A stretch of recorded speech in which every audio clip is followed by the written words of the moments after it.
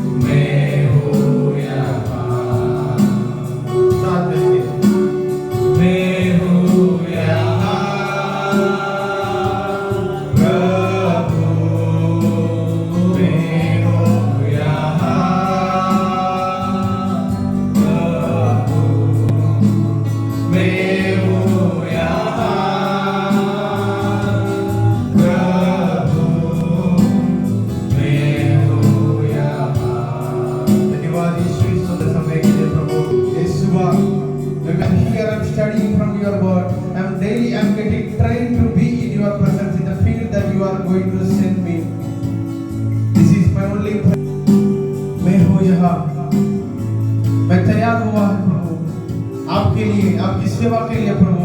मैं मेरा पूरे जीवन का समर्पण करता हूँ प्रभु। वो जगहों पर मैंने प्रभु हार मानते हुए एक जिंदगी जिया था प्रभु, आज मेरा जीवन बदल गया है प्रभु, सिर्फ आपकी प्रेम से। चिंता तू क्यों चिंता करता है, करता हूँ मैं तेरी चिंता, तू क्यों चिंता करता। आंसुओं की घाटियों में हाथ ना छोड़ूंगा तेरा, आंसुओं की घाटियों में हाथ ना छोड़ूंगा तेरा। परमेश्वर का पवित्र आत्मा का उपस्थिति हमारे बीच में। Hallelujah, hallelujah, hallelujah, hallelujah, hallelujah. परमेश्वर पिता हम आपको धन्यवाद करते हैं, आराधना करते हैं, स्तुति करते हैं। परमेश्वर आप हमारा सृजनहार है, हमारा उद्धार करता है। हमें अनेक खतरों से आपने हमें बचा के रखा, हमें उद्धार दिया, शैतान के हाथ से हमें छुड़ाया, अब तक आपने संभाला, इधर तक पहुंचाया कि हर एक पुकारों के लिए धन्यवाद। जैसे प्रभु जी हम आपकी उपस्थिति में वचन सुनने के लिए जा रहा है, पवित्र आत्मा का विशेष उपस्थिति हम मांगते हैं, पवित्र आत्मा का शक्ति हमारे ऊपर आने के लिए प्रार्थना करते हैं, परमेश्वर का दया हम अनुभव करने के लिए प्रार्थना करते हैं। यीशु मसीह का अनुग्रह और उपस्थिति प्रभु जी हम इस जगह पर हम एक साथ अनुभव करने के लिए हमें सहायता करें। हमारे अंदर से हर एक प्रकार की हालेलुया पाप को आप निकालिए प्रभु, जो कुछ हमारे अंदर आपके विरुद्ध में है प्रभु जी, उन सारे बातों से प्रभु जी हमें धो दीजिए प्रभु जी। प्रभु जी हमारे अंदर प्रभु जी कई सारे ऐसे बातें हैं, कुछ ऐसे आदतें हैं आपको भावता हुआ नहीं है परमेश्वर। हमको पता है कई बार हमसे नहीं हो पा रहे वो छोड़ने के लिए, हम प्रार्थना करते हैं प्रभु जी ऐसे पाप के बंधनों से हमें छुड़ाइए प्रभु जी। पवित्र आत्मा का ताकत उतरने पाए, वचन की शक्ति से, पवित्र आत्मा का ताकत से हमारे हर एक पाप की आदतों से हमें छुड़ाइए परमेश्वर। यीशु मसीह का लहू से हमें पूरी तरह धो दीजिए परमेश्वर, एक नया मनुष्य हमें बना दीजिए प्रभु, आपका वचन से हमें शुद्ध कर दीजिए प्रभु जी। हालेलुया प्रभु जी, हालेलुया। कई बार हम सोचते हैं प्रभु के लिए जीना है, प्रभु के लिए पूरे तौर से हम समर्पण तो करता है, पर फिर से हमारी जिंदगी उस पुराने पाप की ओर, उस पुराने सोच की ओर, उस पुराने जीवन की ओर चले जाते हैं प्रभु से। आज प्रभु जी हालेलुया उस पाप की जिंदगी को, वो पीछे जाने का उस आदत और प्रभु जी उस सोच को प्रभु जी यीशु मसीह के नाम से हम दूर कर रहे हैं। हर एक प्रकार के शैतान के चाल से और बंधन से हमें छुड़ाइए। हमारी बुद्धि, हमारा मन, हमारी आत्मा यीशु मसीह के नाम में स्वतंत्र होने पाए। परमेश्वर की सेवा के लिए, एक अच्छे आत्मिक जीवन के लिए हमारे आत्मा को आप स्वतंत्र कर दीजिए। हमारे मन के हर एक बंधन को जड़ीकर प्रभु जी शरीर की अभिलाषाओं से प्रभु जी हालेलुया इस दुनिया के हर एक अभिलाषाओं से आप छुड़ाइए। हालेलुया। धन्यवाद हमारे प्रार्थना सुनने के लिए। एक नया शुरुआत हमें आज दे प्रभु जी, एक नया जीवन हमें आज दे प्रभु जी। हालेलुया। धन्यवाद हमारे प्रार्थना सुनने के लिए प्रभु जी, यीशु मसीह के नाम से मांगते हैं, आमीन। के बाद है यूहन्ना रचित सुसमाचार 21 अध्याय, यूहन्ना रचित सुसमाचार 2:19 we will read together। भोजन करने के बाद यीशु ने शिमोन पतरस से कहा, हे शिमोन यूहन्ना के पुत्र, क्या तू इनसे बढ़कर मुझसे प्रेम रखता है? उसने कहा, हाँ प्रभु, तू तो जानता है कि मैं तुझसे प्रीति रखता हूँ। उसने उससे कहा, मेरे मेमनों को चरा। उसने फिर दूसरी बार उससे कहा, हे शिमोन यूहन्ना के पुत्र, क्या तू मुझसे प्रेम रखता है? उसने उससे कहा, हाँ प्रभु, तू जानता है कि मैं तुझसे प्रीति रखता हूँ। उसने उससे कहा, मेरी भेड़ों की रखवाली कर। उसने तीसरी बार उससे कहा, हे शिमोन, यूहन्ना के पुत्र, क्या तू मुझसे प्रीति रखता है? पतरस उदास हुआ कि उसने उससे तीसरी बार ऐसा कहा, क्या तू मुझसे प्रीति रखता है? और उससे कहा, हे प्रभु, तू तो सब कुछ जानता है, तू ये जानता है कि मैं तुझसे प्रीति रखता हूँ। यीशु ने उससे कहा, मेरी भेड़ों को चरा।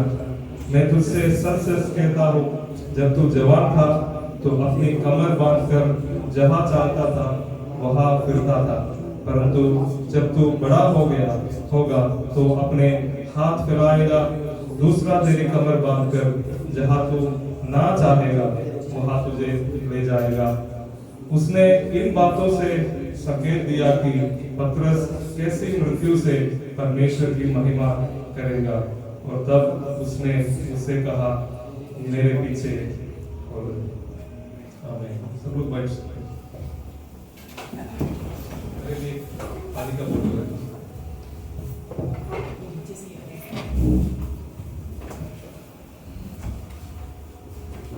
सबको देना सीखिए। यीशु मसीह के नाम से आप सब लोगों को मैं प्रेम की सलाह देता हूँ। यूहन्ना जो इस अध्याय में बहुत बार इधर प्रचार किया, कम से कम 2 बार मैं इसी अध्याय से आप लोगों के बीच में बहुत कुछ संदेश दिया। एक बार ऑनलाइन में, फिर एक बार फिजिकली भी। शुरुआत में अगर सीनियर लोग, अगर आप लोग को याद है तो मैं इस वजह से बहुत कम से कम 2 बार मैंने प्रचार किया। मुख्य रूप में 15 से लेकर 19 जो आयतों से मैं प्रचार किया था। If the senior students remember, I have preached from this chapter at least 2 times, mainly from verses 15 to 19. Today's focus will be the entire chapter, the full chapter. If I talk about this chapter, I love this chapter very much. This is one of my favorite chapters, passages, incidents that is narrated in the whole Bible. God has touched my life with this chapter, these verses, this incident many times. परमेश्वर ने मुझे इस कहानी से बहुत बार छुआ है। एक बार मैं इस आयतों को मनन करते समय परमेश्वर नया नया सीख और प्रकाशन मुझे देते हैं। तो हमारे लिए भी ये एक आशीष का कारण जरूर बनेगा। Every time when I visit this chapter, when I read this chapter, God gives me good new thoughts, new lessons that renews me and restores me. That's why once again I want to visit this chapter along with you. So we will read the first verse, 21 chapter 1, chapter 21 verse 1. इन बातों के बाद यीशु ने अपने आप को तिबिरिया की झील के किनारे चेलों पर प्रकट किया और इसी रीति से प्रकट किया। सिमोन पतरस और थोमा जो दीमुस कहलाता है और गलील के काना नगर का नतनएल और जब्दी के पुत्र और उसके चेले में से 2 और जन इकट्ठे थे। सिमोन पतरस ने उससे कहा, मैं मछली पकड़ने जा रहा हूँ। उन्होंने उससे कहा, हमें भी तेरे साथ ले चल। Hindi, that word is not there. Can you read in English? Somebody read in English. After this, Jesus revealed himself again to the disciples by the Sea of Tiberias.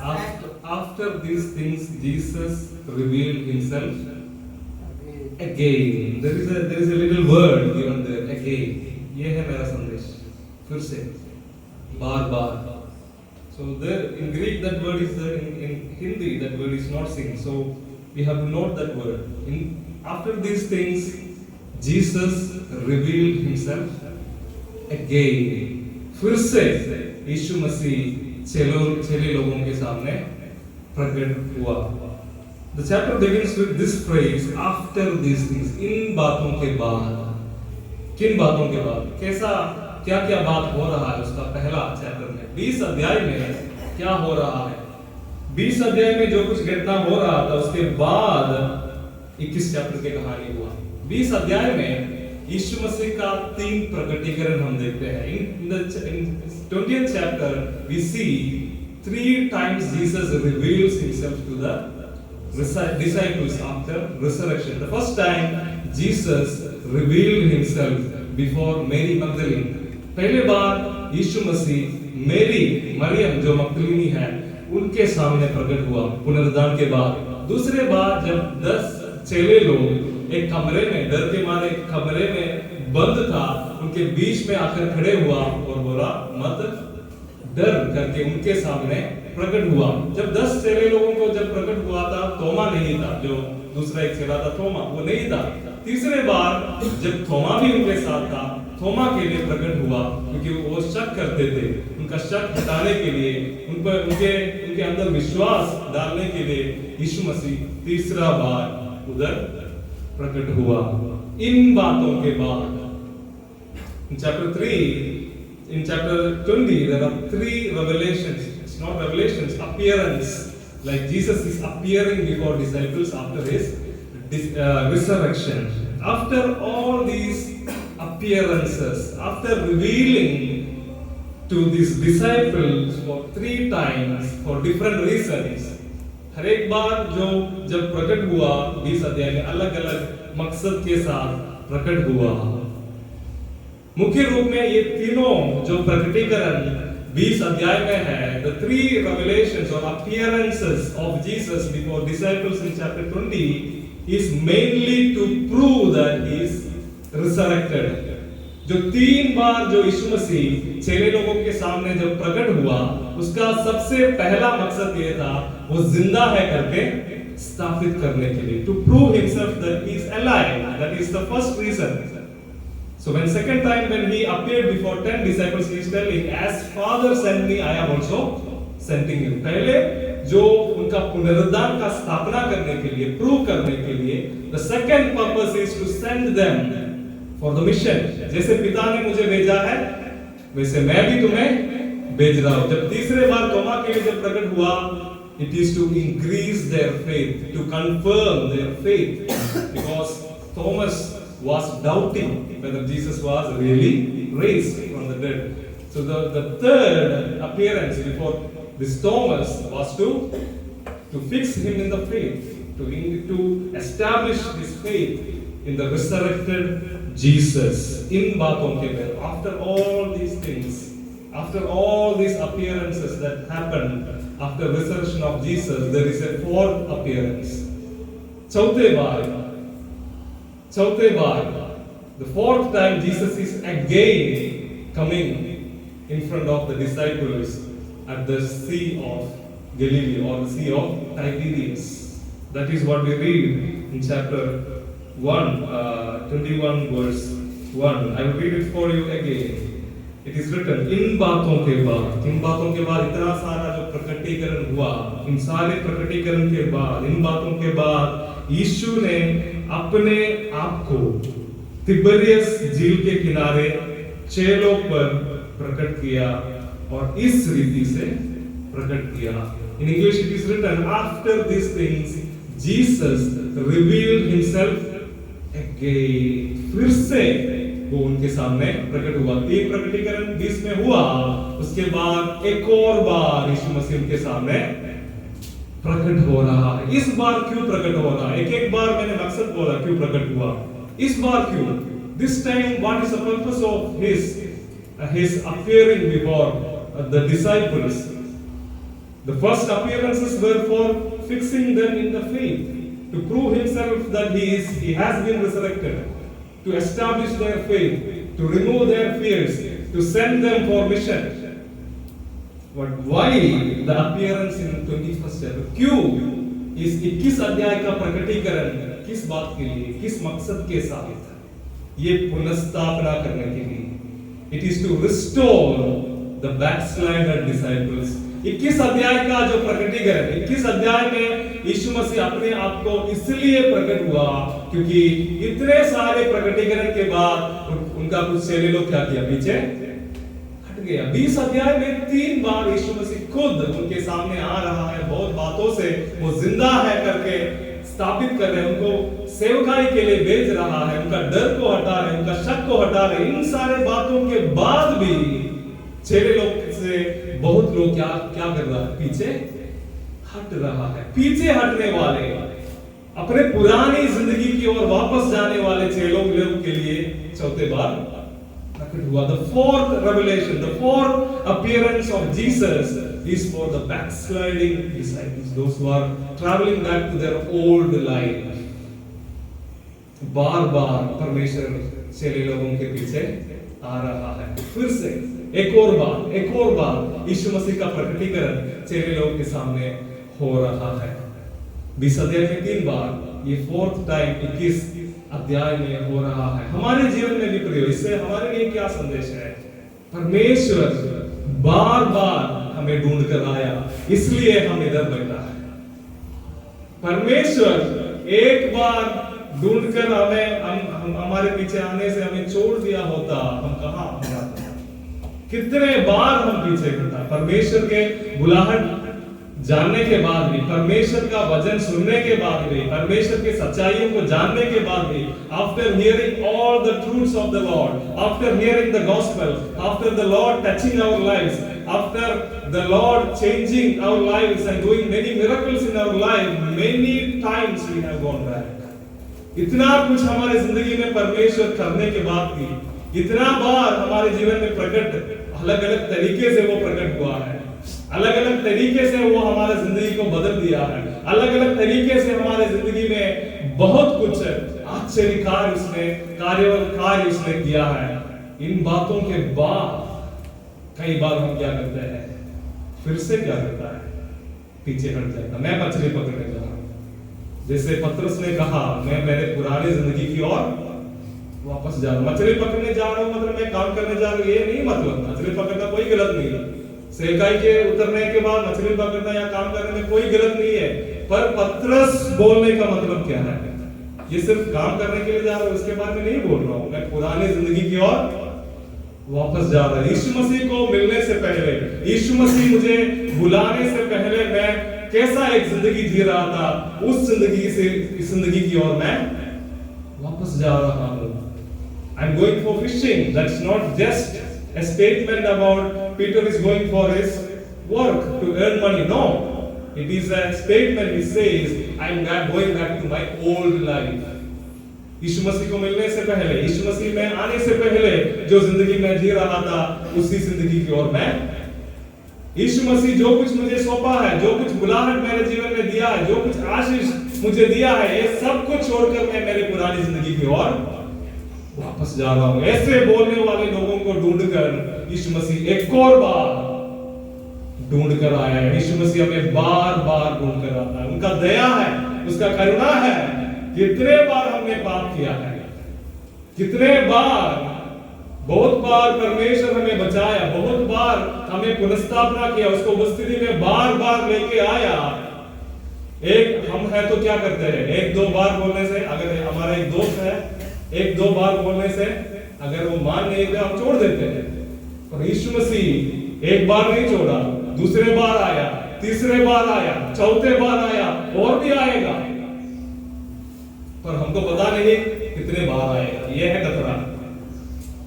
परमेश्वर का दया हमारे ऊपर बहुतायत में है, पर ये नहीं सोचना हमेशा ये होगा। परमेश्वर कितना हमारे ऊपर दया करेगा ये हम नाप नहीं सकता है। कितने बार मौका देगा ये नहीं नाप सकता है। कुछ लोगों को ज्यादा मौका मिला, कुछ लोगों को कम मौका मिला, वो उसके मर्जी।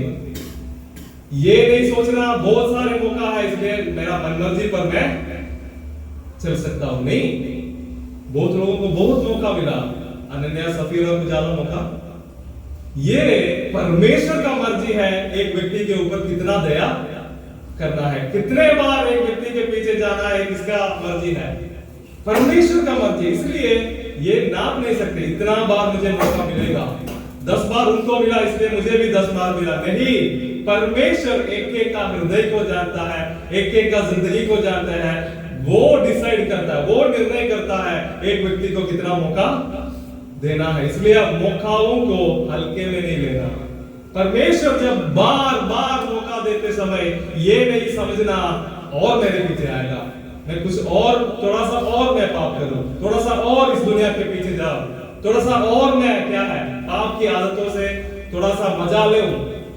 नहीं प्रियो, एक एक मौका हमारे लिए क्या है?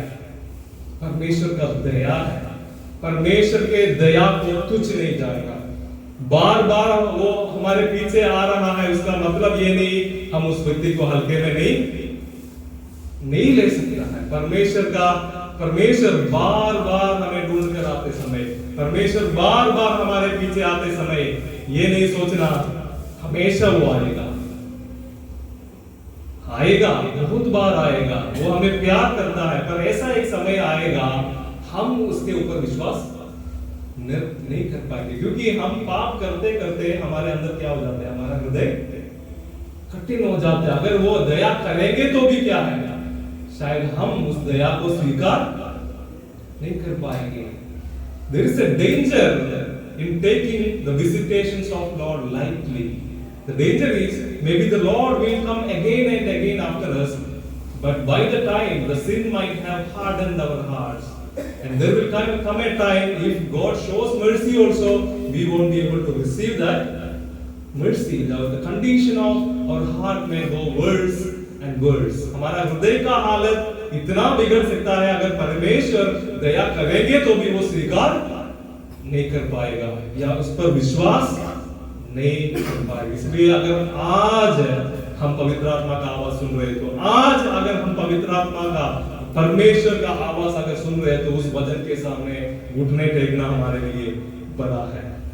अगर हमसे परमेश्वर आज इन वचनों के द्वारा अगर आपसे बात कर रहा है तो, और मुझसे बात कर रहा है, तो मैं उनके सामने अपने आप को समर्पित करना मेरे लिए अच्छा है। आप उनके लिए समर्पित करना आपके लिए भला है, क्योंकि हमको पता नहीं है कितना बार वो आएगा। बार बार वो आने से हम उसका दया स्वीकार कर सकते बाप है, वो भी हमको पता नहीं है। इसलिए आज के समय बहुत बहुमूल्य समझना। आज की मौका, इस मौका जो हम वचन सुन रहा है, इसको हम क्या करना है, बहुमूल्य समझना है। परमेश्वर हमारे पीछे बार बार आ रहा है, इसका मतलब ये नहीं है हम उसको हल्का में ले सकते हैं, नहीं, एक एक मौका को हम बहुमूल्य समझना।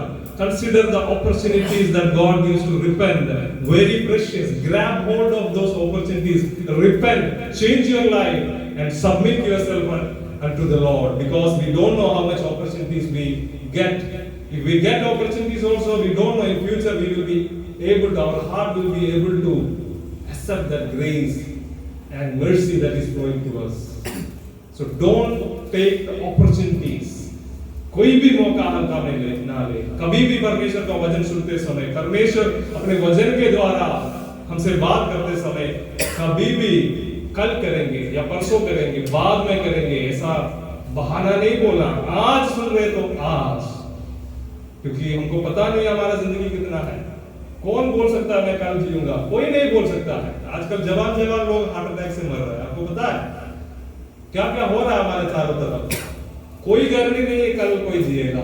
अगर आज मौका परमेश्वर हमें दे रहा तो आज, if God is calling us today, if God is talking to us today, hear him today, obey him today, because we don't know that the Lord will do it tomorrow.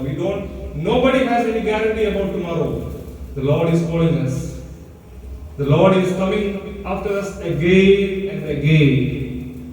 इसलिए हम उसको आराधना करना, धन्यवाद करना, उसका दया के लिए, उसका करुणा के लिए सदा उसको धन्यवाद करना। It is His mercy, it is His grace that He is coming searching us. वो बार बार हमें ढूंढ कर आता है। ये हमारे लिए एक और संदेश दे रहा है। कई बार हम दूसरे लोगों के ऊपर क्या करता है, थक जाता है। एक दो बार बोल दिया, नहीं मान रहे, वो बंदा क्या है, कभी नहीं बदलेगा। नहीं, ऐसा नहीं बोलना किसी के बारे में। मौका है, हम भी दूसरे जैसे परमेश्वर लोगों को बर्दाश्त करते हैं, हम भी बर्दाश्त करने के लिए सीखना है। विशेषकर पादरी लोग, विशेषकर जो सेवकाई करने के लिए निकल रहा है, जो चर्च संभालने वाला है, जो लोगों के बीच में सेवकाई करने के लिए जा रहा है, परमेश्वर का स्वभाव अपनाना है। परमेश्वर का स्वभाव क्या है? बार बार लोगों को मौका देते हैं, बार बार उनके प्रेम से उनको सुधरने के लिए पीछे जाता है। हम पादरी लोग या हम जो सेवकाई के लिए समर्पण किया है, हमारे अंदर भी एक दया से भरा हुआ हृदय होना बहुत जरूरी है। कुछ पास्टर लोग ऐसे बोलते हुए सुना, अगर आप लोग दशांश नहीं देंगे तो आप लोग को परमेश्वर दंड दूंगा, या ये करेंगे तो दंड दूंगा। अगर एक दो बार बोलने के बाद अगर विश्वासी नहीं मान रहे तो उसको श्राप देने वाले पास्टर लोग भी आजकल। नहीं, बिल्कुल नहीं। परमेश्वर कितने बार हमसे दया किया, परमेश्वर दया से भरा हुआ परमेश्वर है। कलीसिया में ऐसे भी लोग आएगा जो बहुत गलबा करने वाले लोग हैं, थोड़ा क्या है कठिन हृदय का लोग भी कलीसिया में आते हैं, अलग अलग प्रकार के अलग अलग स्वभाव के लोग आते हैं। पर परमेश्वर ये नहीं बोलना उनको क्या उनके ऊपर क्या है, उनको वचन नहीं बोलना, उसको डांटना नहीं, गलत करेंगे तो डांटना है पर प्यार से। ये नहीं उनका गलतियों को नहीं सुधारना है प्रेम से, दया से। परमेश्वर के दया से बचा, जैसे हमको उस परमेश्वर का दया बहुतायत में मिला, उसी दया से हम क्या करना है, लोगों के सामने सेवा कर रहे हैं। किसी को वो नहीं सुधरेगा करके सर्टिफिकेट देने का जरूरत नहीं है। परमेश्वर किसी को भी किसी वक्त बदल सकता है। जो लोग जो हमारे सामने ऐसा बहुत सारे गवाही है, बहुत लोग ऐसे सुना है तू कभी नहीं सुधरेगा, पर ऐसे लोगों को परमेश्वर बदला है। एक समय परमेश्वर रखा है शायद इंग्लैंड के लिए भी। तो किसी को भी जिंदगी देखकर हम जज नहीं करना, उसके ऊपर क्या है ये नहीं बोला ये कभी नहीं सुधरेगा, नहीं। परमेश्वर उनको भी मौका देता, सबसे दुष्ट लोगों को भी परमेश्वर मौका देता है। इसलिए हम भी ऐसा हृदय रखने वाले बने। फिर से हम वापस उसी आयतों में आए थे 21 का 1 में, इन बातों के बाद यीशु ने अपने आप को तिबरियस झील के किनारे चेलों पर प्रकट किया। बार बार प्रकट हुआ। अभी जगह, ये प्रकटीकरण का जगह का क्या कहाँ है? Where did Jesus reveal himself to his disciples? कौन सा जगह पर ये प्रकटीकरण हुआ? तिबरियस झील के किनारे। ये जगह भी बहुत महत्वपूर्ण है। ये तिबरियस झील कौन सा है? गलील जो झील है उसका दूसरा एक नाम है तिबरियस झील। गलील जो झील है उसका दूसरा एक नाम है तिबरियस झील। इसका तीसरा एक नाम भी है किन्नरोत करके भी इस झील को बोलते हैं। तो अलग अलग नाम है, एक झील है। ये झील का जो विशेषता क्या है? इसी झील के किनारे से यीशु मसीह चेले लोगों को बुलाया था। सुसमाचार के जो initial chapters में, when we read the initial chapters of the gospel, we see that Lord is calling the disciples from the shore of this same lake or same sea. It's not a big sea, it's a lake. इसी झील के किनारे से सबसे पहले इनको परमेश्वर बुलाया था। यीशु मसीह के साथ मुलाकात इस झील के किनारे हुआ। उसी झील के किनारे बैठकर इन लोग बोल रहे हैं हम भी वापस पीछे जा रहा है। जहां परमेश्वर उसको बुलाया था, जहां परमेश्वर को ये चेले लोगों का मुलाकात यीशु मसीह के साथ हुआ था, जिस झील के किनारे उनको बुलाहट मिला था, उसी झील के किनारे उनके बुलाहट के जगह, उनके सेवा के जगह, यीशु मसीह के साथ जो भी अनुभव है वो भी इस जगह पर, उसी जगह में ये 7 लोग बैठकर क्या बोल रहा है? हम पतरस ने बोला मैं मछली पकड़ने जा रहा हूं, हम भी आ रहा है। बुलाहट सुना हुआ जगह, यीशु मसीह के साथ बहुत सारे अनुभव, एक्सपीरियंस इसी झील के किनारे। यीशु मसीह के साथ वचन प्रचार किया है, यीशु मसीह के साथ रोगियों को चंगा किया है, बहुत सारे सेवकाई यीशु मसीह के साथ मिलकर इसी झील के किनारे इन लोग किया है। उसी जगह पर इन लोग बैठकर बोल रहा है हम मछली पकड़ने के लिए जा रहा है। ये जगह भी बहुत महत्व रखता है, पर उसी जगह पर यीशु मसीह फिर से आ रहा है। यीशु मसीह ये नहीं सोचा 3-3.5 साल मैंने इनको मेरे साथ रखकर बहुत कुछ सिखाया, बहुत कुछ आशीष दिया, बहुत कुछ मैंने इनके लिए किया, बहुत प्यार किया, बहुत दया किया।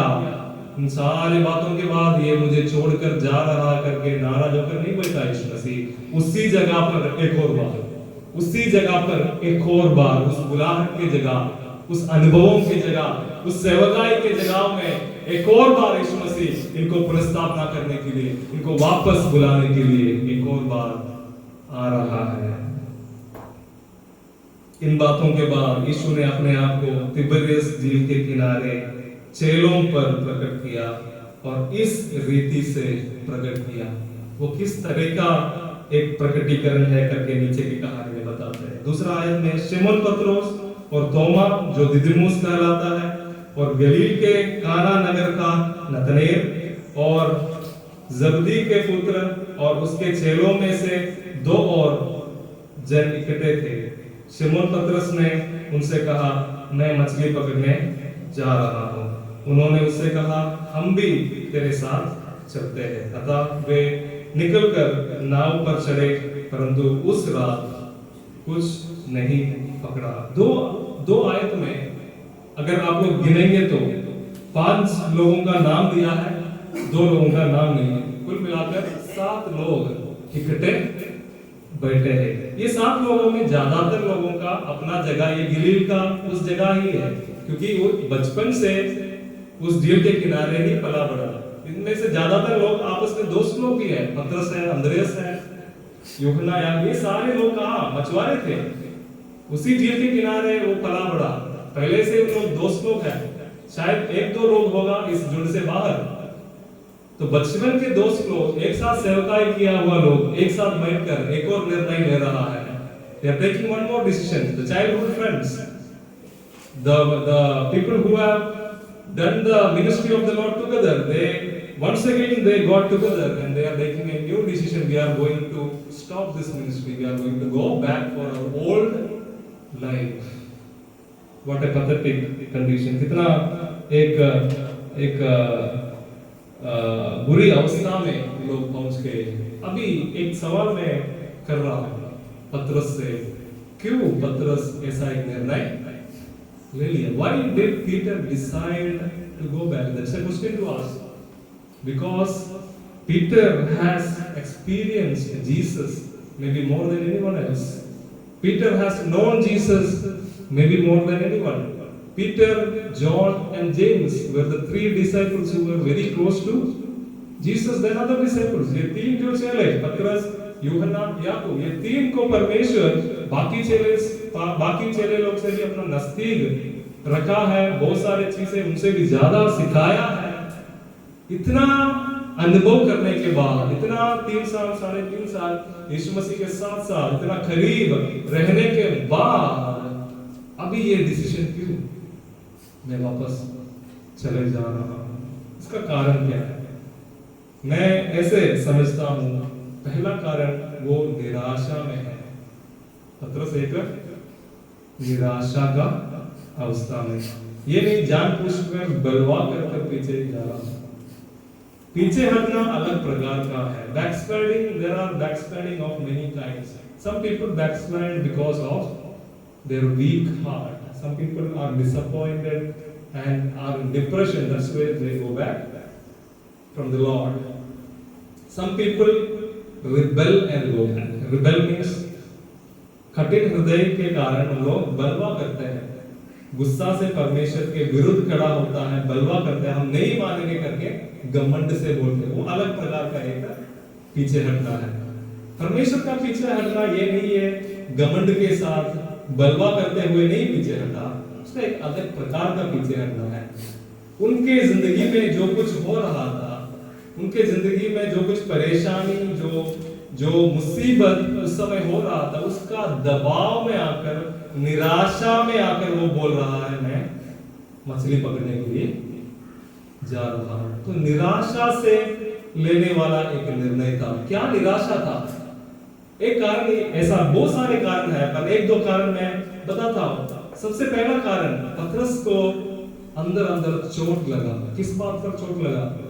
जब इनको बुलाया था इसी झील के किनारे, ये सब याद कर रहे होंगे, ये सब डिसीजन लेते समय हम पीछे जा रहे हैं करके, पीछे हट रहा हूं, मछली पकड़ने के लिए जा रहा हूं करके डिसीजन लेते समय बहुत बातें याद उनके जीवन में याद आ रहे होंगे। इसी जगह पे परमेश्वर क्या क्या किया उनके जीवन में। They will be, while sitting together and making this decision to go back, many things might be coming to their mind. What all happened in this shore of this lake of Galilee? But what is the reason for this decision? Peter is Peter got hurt in his heart. What is the problem? क्या चोट पहुंचाया पतरस के हृदय में? वो यीशु मसीह के बारे में ऐसा सोचा होगा, इस व्यक्ति ने हमें बुलाया और आधे रास्ता में हमें छोड़कर चले गए। हम भी कई बार इस सोच के साथ बैठा है, कई बार हम जैसे सोचता है वैसे हमारा जिंदगी नहीं आगे बढ़ते समय हमारे अंदर भी ये चोट, अंदर बाहर तो हम परमेश्वर को स्तुति करते हैं, आराधना करते हैं, परमेश्वर तो महान है, ये सब कुछ बोलता है, और अंदर अंदर ऐसा एक दर्द हमारे अंदर है, परमेश्वर सिर्फ मेरे जीवन में क्यों आप नहीं काम कर रहा है? बहुत लोग आगे बढ़ा, बहुत लोगों के जीवन में बहुत कुछ हुआ, और मैं ऐसा क्यों? परमेश्वर बहुत सारे वायदों के साथ बहुत कुछ बोलते हुए आपने मुझे बुलाया, पर अभी मुझे आधे रास्ता में छोड़कर चले गए। यूहन्ना के सुसमाचार में बार बार, जैसे आप लोग 14, 15, 16 अध्याय पढ़ते समय बार बार यीशु मसीह क्या बोल रहा? मैं तुम्हें छोड़कर पिता के पास जा रहा, मैं पिता के पास जा रहा हूं, मैं जा रहा हूं करके बहुत बार बोल रहा हूं। उनको ऐसा लगा होगा ये व्यक्ति हमें बुलाया पर आधे रास्ता में हमें छोड़कर चले जा रहा है, ये तो धोखा हो गया। कई बार हमको भी ऐसा लगेगा परमेश्वर हमें आधी रास्ता में कुछ जो अनुभव हमारे जो जिंदगी में आते हैं, कुछ परिस्थिति हमारे जो जिंदगी में आते हैं, उसके बीच में हमको ऐसे लगेंगे परमेश्वर तूने मुझे धोखा दिया, इस आधी रास्ता में मुझे छोड़कर। In many circumstances, in midst of all the difficulties that we face, sometimes we think that Lord, you have left me alone. Lord, you have deceived me.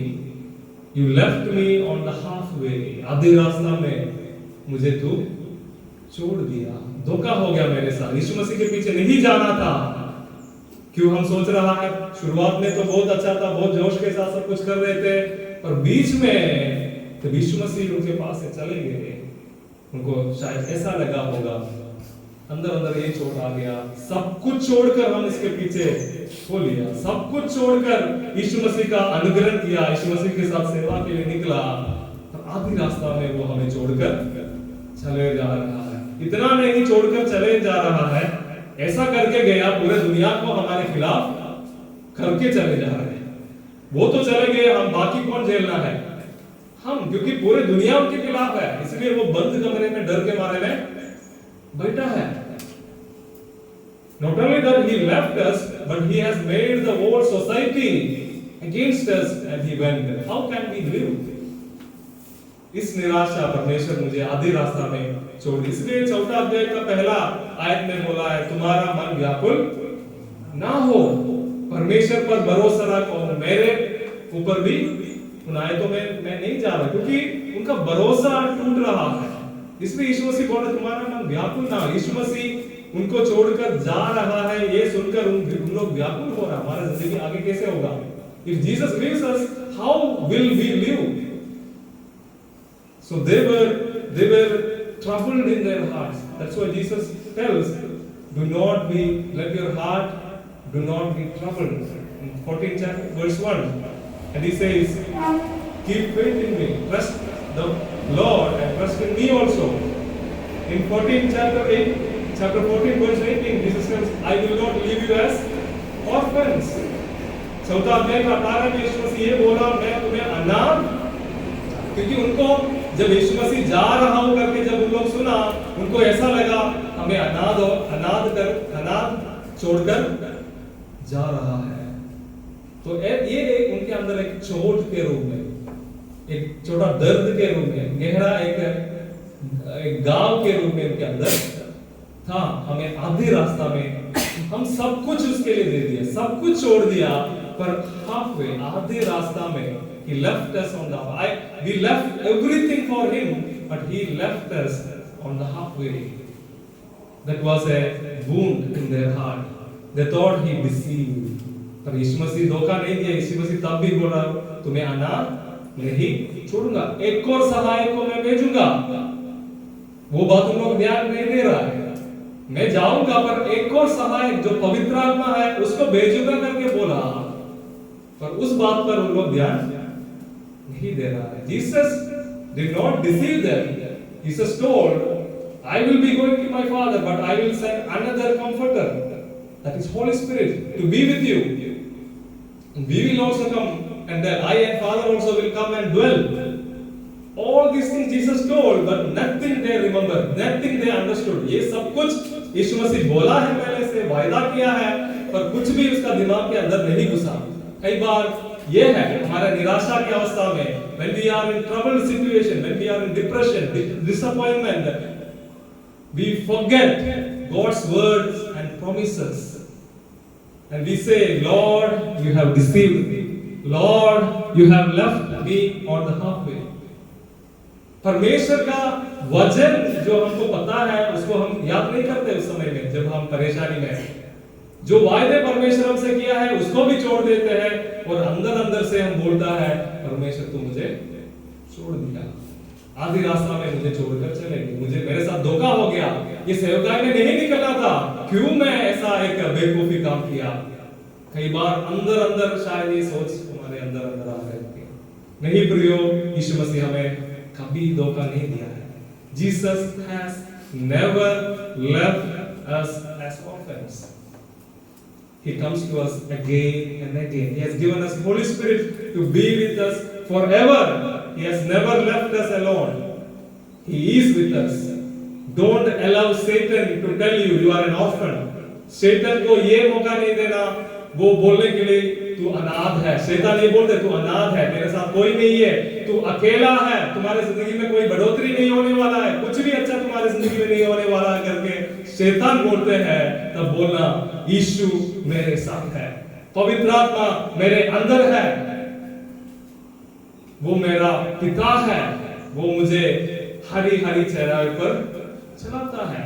यीशु मसीह के हाथ में है मेरा जिंदगी, वो मेरे लिए मेरे जिंदगी के लिए एक अच्छा योजना बनाया है करके शैतान से बोला है।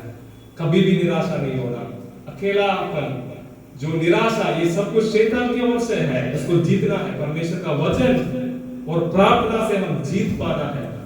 परमेश्वर का उपस्थिति हमारे लिए है, हमारा निराशाओं को दूर करने के लिए। जो चोट अंदर पहुंचा है कई परेशानियों से, उन सब कुछ को, सब सारे मन के उस गायब को, उस गांव को, उस क्या है टूटेपन को चंगाई देने के लिए पवित्र आत्मा हमारे बीच में है। इसमें कभी निराश नहीं होना। तो शायद पत्रोस निराशा के कारण नहीं बोल रहा हूं, मैं छोड़कर मेरी पुरानी जिंदगी की ओर जा रहा हूं। पर यीशु मसीह उसके ऊपर दया कर उसके पीछे फिर से आ रहा है। कई बार हम निराशा में आकर, हमारे हृदय के टूटापन में आकर हमने क्या बोला है, बस हो गया खत्म, मैं वापस जा रहा हूँ। पर बार बार यीशु मसीह हमें ढूंढ कर आया, इसलिए हम इधर बैठा है, इसलिए मैं इधर प्रचार कर रहा हूँ। मेरे बार जीवन में भी बहुत बार वो ढूंढ कर आए, बहुत बार मौका दिया, बहुत पीछे हटने के बाद बहुत बार मुझे मौका दिया, इसलिए मैं प्रचार कर रहा हूँ। अभी दूसरा एक कारण क्यों पतरस पीछे हटा, पैसा। पैसा मतलब लालच के बारे में नहीं बात कर रहा हूँ। Another thing, the another reason why Peter took this decision, maybe because of money. Money means when Jesus, then when these disciples were serving with Jesus, they had enough. हर दिन एक पर्व जैसा था। जब यीशु मसीह के साथ चेले लोग सेवकाई करते समय हर दिन क्या है, एक पर्व जैसे थे, क्योंकि एक एक टाइम एक एक घर में खाना, जहां जहां जाते लोग घर पर बुलाता है, अच्छा अच्छा खाना देते। ऐसे बहुत सारे घटना हम देखते हैं। बहुत सारे लोग, कुछ स्त्रियों के बारे में लूका रचित सुसमाचार में ऐसे लिखा है, कुछ स्त्रियां अपना सब कुछ बेचकर किसको दे दिया, यीशु मसीह लोगों के लिए, इस सेवकाई के लिए बहुत लोग अपना जगह भी क्या है बेचकर पैसा दिया है। तो पैसा था, खाना था, सब कुछ अच्छा चल रहे थे, लोग भी, भीड़ भी, जहां भी जाए यीशु चमत्कार करता है, प्रचार करता है, बहुत सारे भीड़ चारों तरफ इकट्ठे होते हैं। ये 3 साल, 3.5 साल एक फेस्टिवल जैसे था। उसके बीच में कमियां आई, घटिया आई, वो भी है, पर यीशु मसीह था। जो भी परदेशी आए, टैक्स भरने के लिए पैसा नहीं था पतरस के पास, यीशु मसीह चमत्कार किया उधर। कई बार खाना नहीं था, यीशु मसीह रोटी बना के दिया। 5 रोटी से 5000 के लिए कमी गति आई, पर यीशु था। अभी आगे जिंदगी, यीशु चले गए, आगे का जिंदगी कैसे है? When Jesus was with them, they lacked nothing. Jesus provided everything for them. But now Jesus has left. How we will live forward? पैसा कहाँ से आएगा? खाना कहाँ से आएगा? बच्चों का फीस कहाँ से आएगा? घर चलाना है। एक बूढ़ी सासू माँ घर पे है, उसको दवाई कहाँ से? बहुत सारे सोर्स आ जाता है। When Jesus was there, Jesus was taking care of everything. But when Jesus leaves, who will take care? मैं खुद काम करना पड़ेगा। That's why Peter is telling, I am going for. अगर ऐसे बैठेंगे तो भूखा मरना पड़ेगा, मैं भी मरूंगा, मेरे परिवार भी भूखा रहना पड़ेगा। मैं मछली पकड़ने के लिए जा रहा हूँ। कई बार हमारे अंदर भी when Jesus calls us, many times this thinking will come in our mind. How will I get money to meet my needs? Who will fulfill my needs? मेरा जरूरतों को कौन? There are personal needs. There are money. We need money to run our family, to give them food. If we are married, we need to take care of the spouse, children. Lot of expenses. Who will take care of all these things? शायद ये भी एक सोच होगा पतरस का। यीशु अभी चले गए, धोखा देकर चले गए ये आदमी। अभी मेरा अपना खुद का हाथ से काम करना गलत नहीं है सेवकाई में, पर ये सोच से नहीं काम करना क्या है? परमेश्वर मेरे लिए तैयार नहीं रखता है। छोड़कर चले गए, धोखा हो गया। सबसे अच्छा है पौलुस ने किया है, काम करके सेवकाई किया, बहुत अच्छा बात है। पर ये सोच परमेश्वर का ऊपर जो भरोसा छोड़कर जो काम के लिए जा रहा, वो अलग बात है। तो बहुत सारे कारण हैं, इसमें से एक दो कारण मैंने बोला। एक तो निराशा में आते हैं, परमेश्वर ने मुझे धोखा दिया करके उस सोच से लिया हुआ एक निर्णय है, मैं मछली पकड़ने जा रहा हूँ। The first reason maybe he might have thought Jesus deceived me. He left me on the halfway, so I'm going for fishing. I'm going to my old life. It's not about this job. It's an old life. दूसरा कारण ये हो सकता है उनका जो आर्थिक तंगी, financial needs might have compelled him to take the decision to go back to the old life. तो बाकी लोग भी क्या बोला? हम भी Peter didn't say to others, let us go for fishing. पतरस ने सबके लिए नहीं बोला हम मिलकर क्या करेंगे, मछली पकड़ने के लिए जाएंगे। Peter said, I am going fishing. मैं मछली पकड़ने के लिए जा रहा हूं। तो बाकी लोग क्या बोला? हम भी जा रहा हूं। Peter was the leader among the 12. Jesus did not say that Peter, you are the leader. There is no verse in the Bible like that. But we understand from every situation, Jesus has kept Peter as the leader.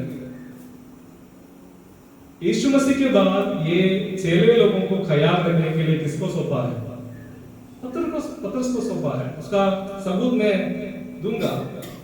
Luka register समझा। Let us read Luke chapter 22 31। लूका register समझा 22 का 31 से आगे पढ़िए। हे शमौन,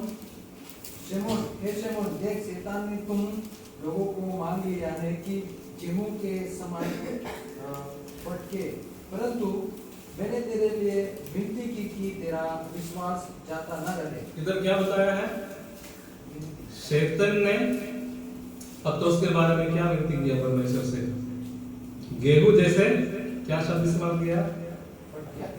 फटके। मतलब हमको पता है गेहूं उसका क्या है, भूसी जो हटाता है हवा में।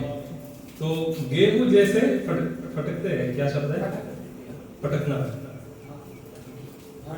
तो झाड़ना, गेहूं जैसे झाड़ कर उसको साफ करते हैं, वैसे तो मैं झाड़ने के लिए कौन अनुमति मांगा?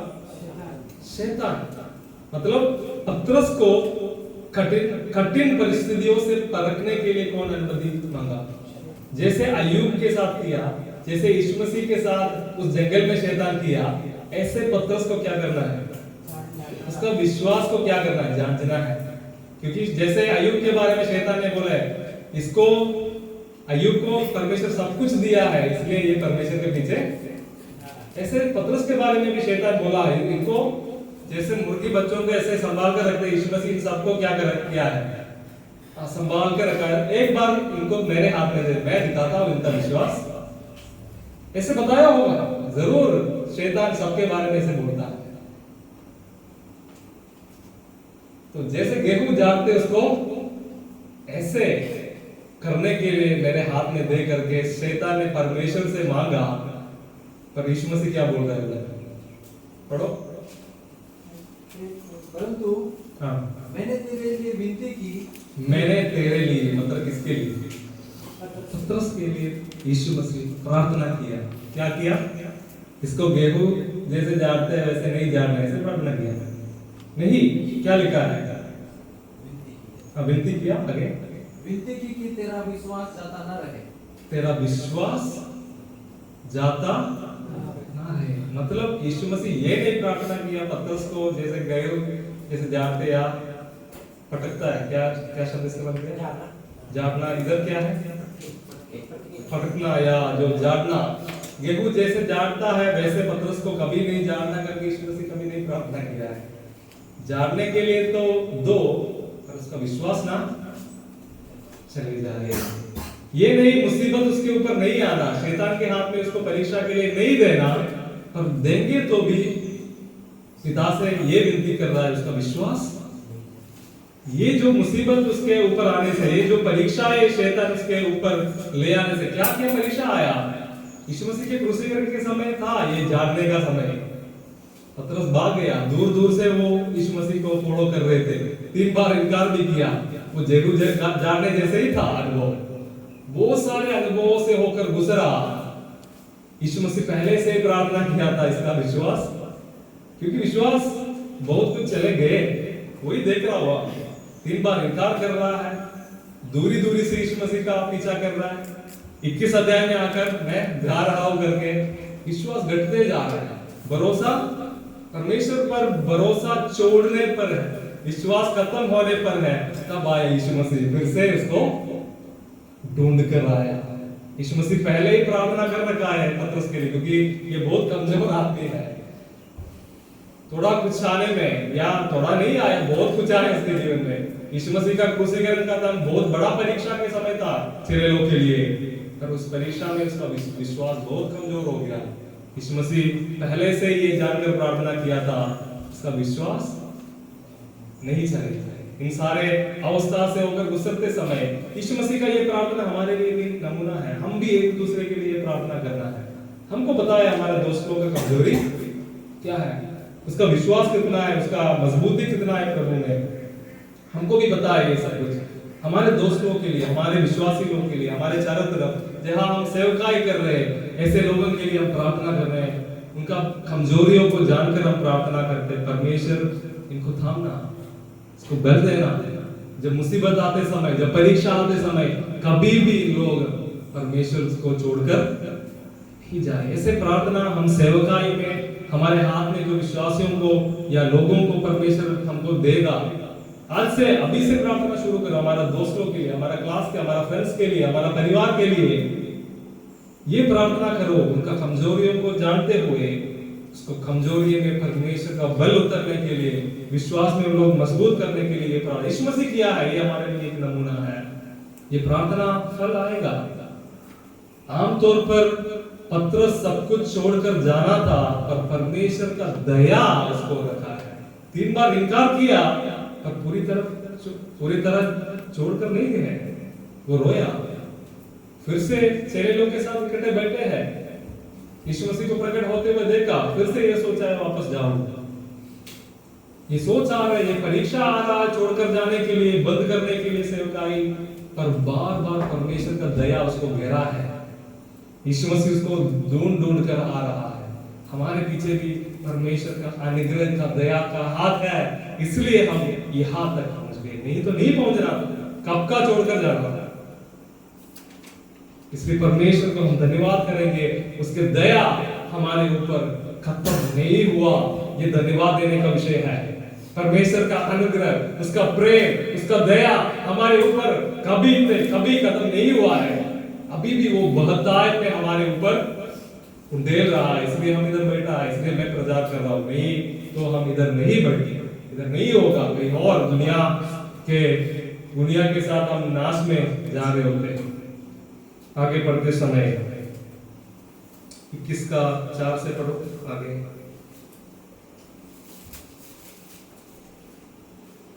यूहन्ना रचित सुसमाचार 21 का। तो मैं ये पॉइंट बता रहा था, सॉरी वापस लूका में आइए, जो मैं बोलने के लिए आ रहा था वो नहीं बोल रहा। लूका रचित सुसमाचार 22 का 31 से आगे पढ़िए। पतरस को एक नेता के रूप में चुना है, वो बोल रहा था मैं। आगे पढ़िए 32 से पढ़िए, 32 से। परंतु मैंने तेरे लिए विनती की कि तेरा विश्वास जाता न रहे। हाँ। और जब तू फिरे तो अपने भाइयों को स्थिर करना। जब तू, मतलब यीशु मसीह बोल रहा है तू गिर जाएगा, पर जब तू वापस आते समय क्या कर रहा है, तुम्हारा तेरा भाइयों को, तो बाकी लोगों को भी किसके हाथ में दिया है? पतरस के लिए। पतरस इनको सही दिशा पर अगुवाई देना है। तो पतरस यीशु मसीह के बाद पतरस के हाथ में दिया था बाकी लोगों को।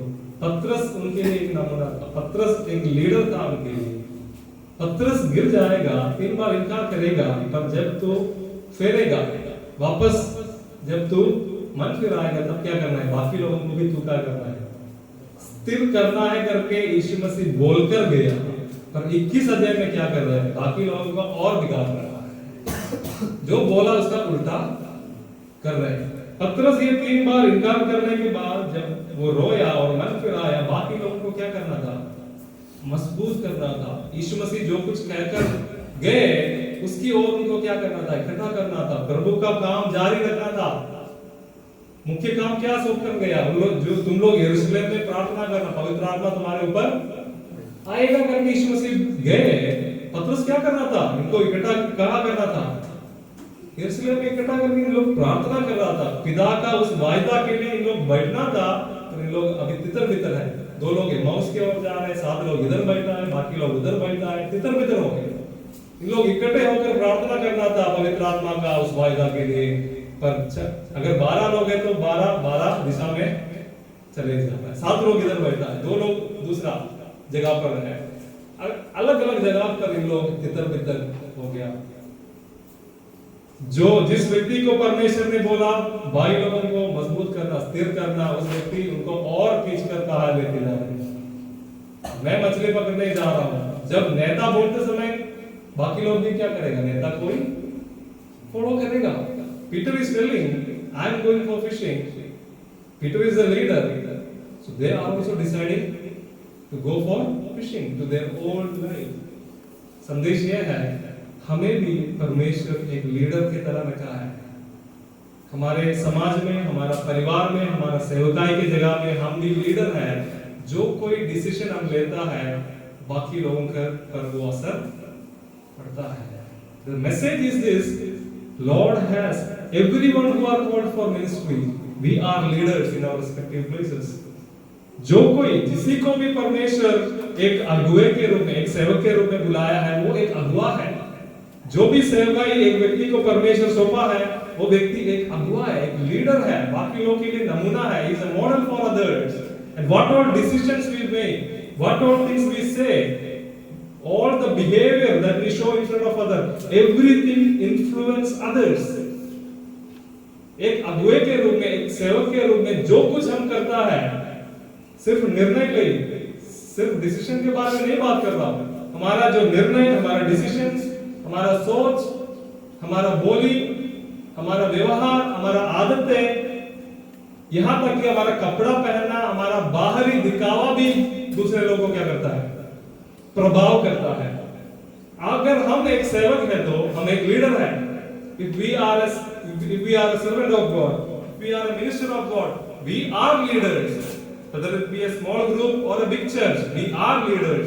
Not only our church people look at us, society look at us, family look at us, friends look at us.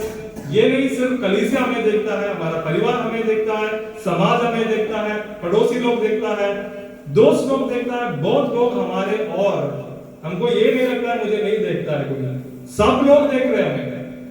हम समाज में जी रहा है, हमारा कपड़ा पहनने तक, हम जो कुछ करता है बाहरी रूप में जो कुछ करता है, हमारा आदतें, हमारा स्वभाव, हमारा बोली, हमारा डिसीजंस, हमारा सोच विचार, सब कुछ दूसरे के ऊपर कुछ ना कुछ प्रभाव, शायद हम ये नहीं जानते पर है।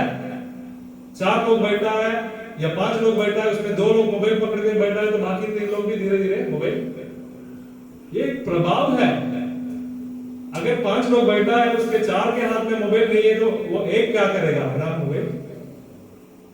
नॉर्मली ये होता है, कुछ लोग ऐसा भी है, कई बार मैं चलकर जा रहा हूं पता भी नहीं होता है हम लोगों को, क्योंकि सारे क्या है ऐसा, और बाहर से जा रहे हैं, पीछे से आ रहे हैं, अलग एक दुनिया में है। दोष नहीं लगा रहा हूं, प्रभाव करता है। अगर बुरी प्रभाव डालेंगे तो बुरी प्रभाव, अगर अच्छे प्रभाव, अच्छी इन्फ्लुएंस देंगे तो अच्छे इन्फ्लुएंस। We are influencers. जो यूट्यूब में आते हैं वो नहीं इन्फ्लुएंसर, वो अलग influencer. We are an influence. God has kept us as an influence. हम दूसरे के ऊपर अच्छे प्रभाव डालने वाले बने। पतरस को नेता के रूप में चुना, पतरस ने क्या किया? गलत प्रभाव डाल रहा, मैं जा रहा हूं तो बाकी लोग भी क्या बोला।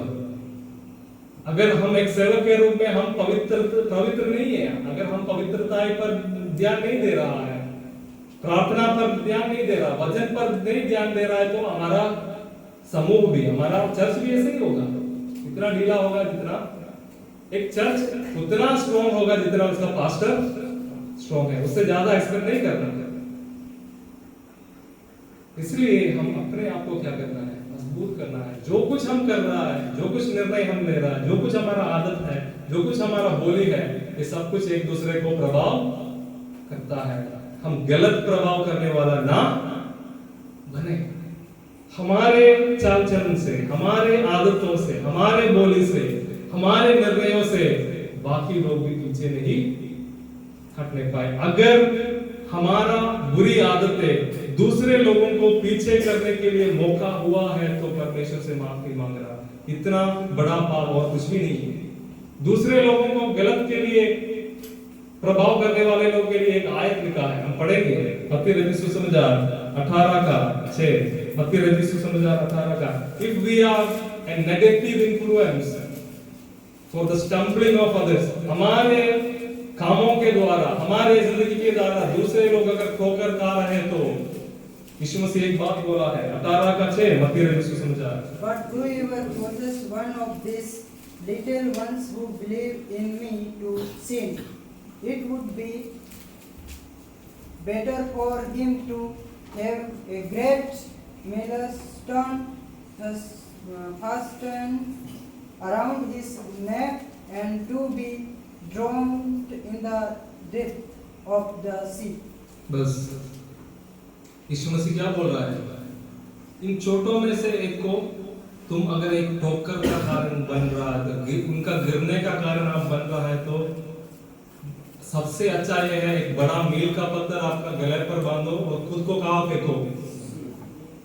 इसका मतलब ये नहीं अक्षरिक रूप में आप क्या करना, बड़ा पत्थर गले में बांधकर, ये नहीं आप ऐसा करना है।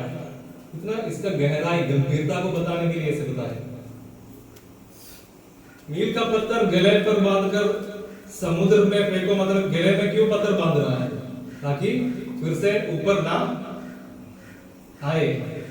पत्थर बांधकर पानी में फेंकते समय तो ऊपर नहीं आता है। इसका मतलब असली में ऐसे करने के लिए नहीं है, क्योंकि परमेश्वर ऐसे लोगों को, ऐसे कामों को इतना नफरत करता है। अच्छा है परमेश्वर के नजर से तुम लोग दूर जा रहे, ये है मतलब। समुद्र किस चीज को दर्शाता है? कई बार समुद्र को, या समुद्र में एक ऐसा जगह है, मुझे लग रहा है भजन संहिता में या भविष्यवक्ताओं की किताब में, तुम्हारे पापों को क्या है परमेश्वर क्या करेगा?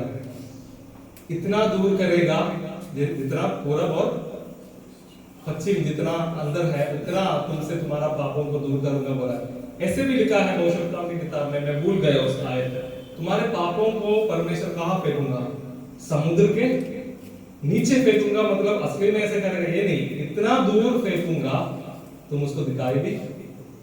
तब समुद्र में फेंकने का मतलब परमेश्वर के नजर से इतना, परमेश्वर समुद्र भी देखता है, पर एक क्या है, सिंबल के रूप में बताया गया है, एक उदाहरण के रूप में बताया। पाप को परमेश्वर समुद्र में फेंकूंगा।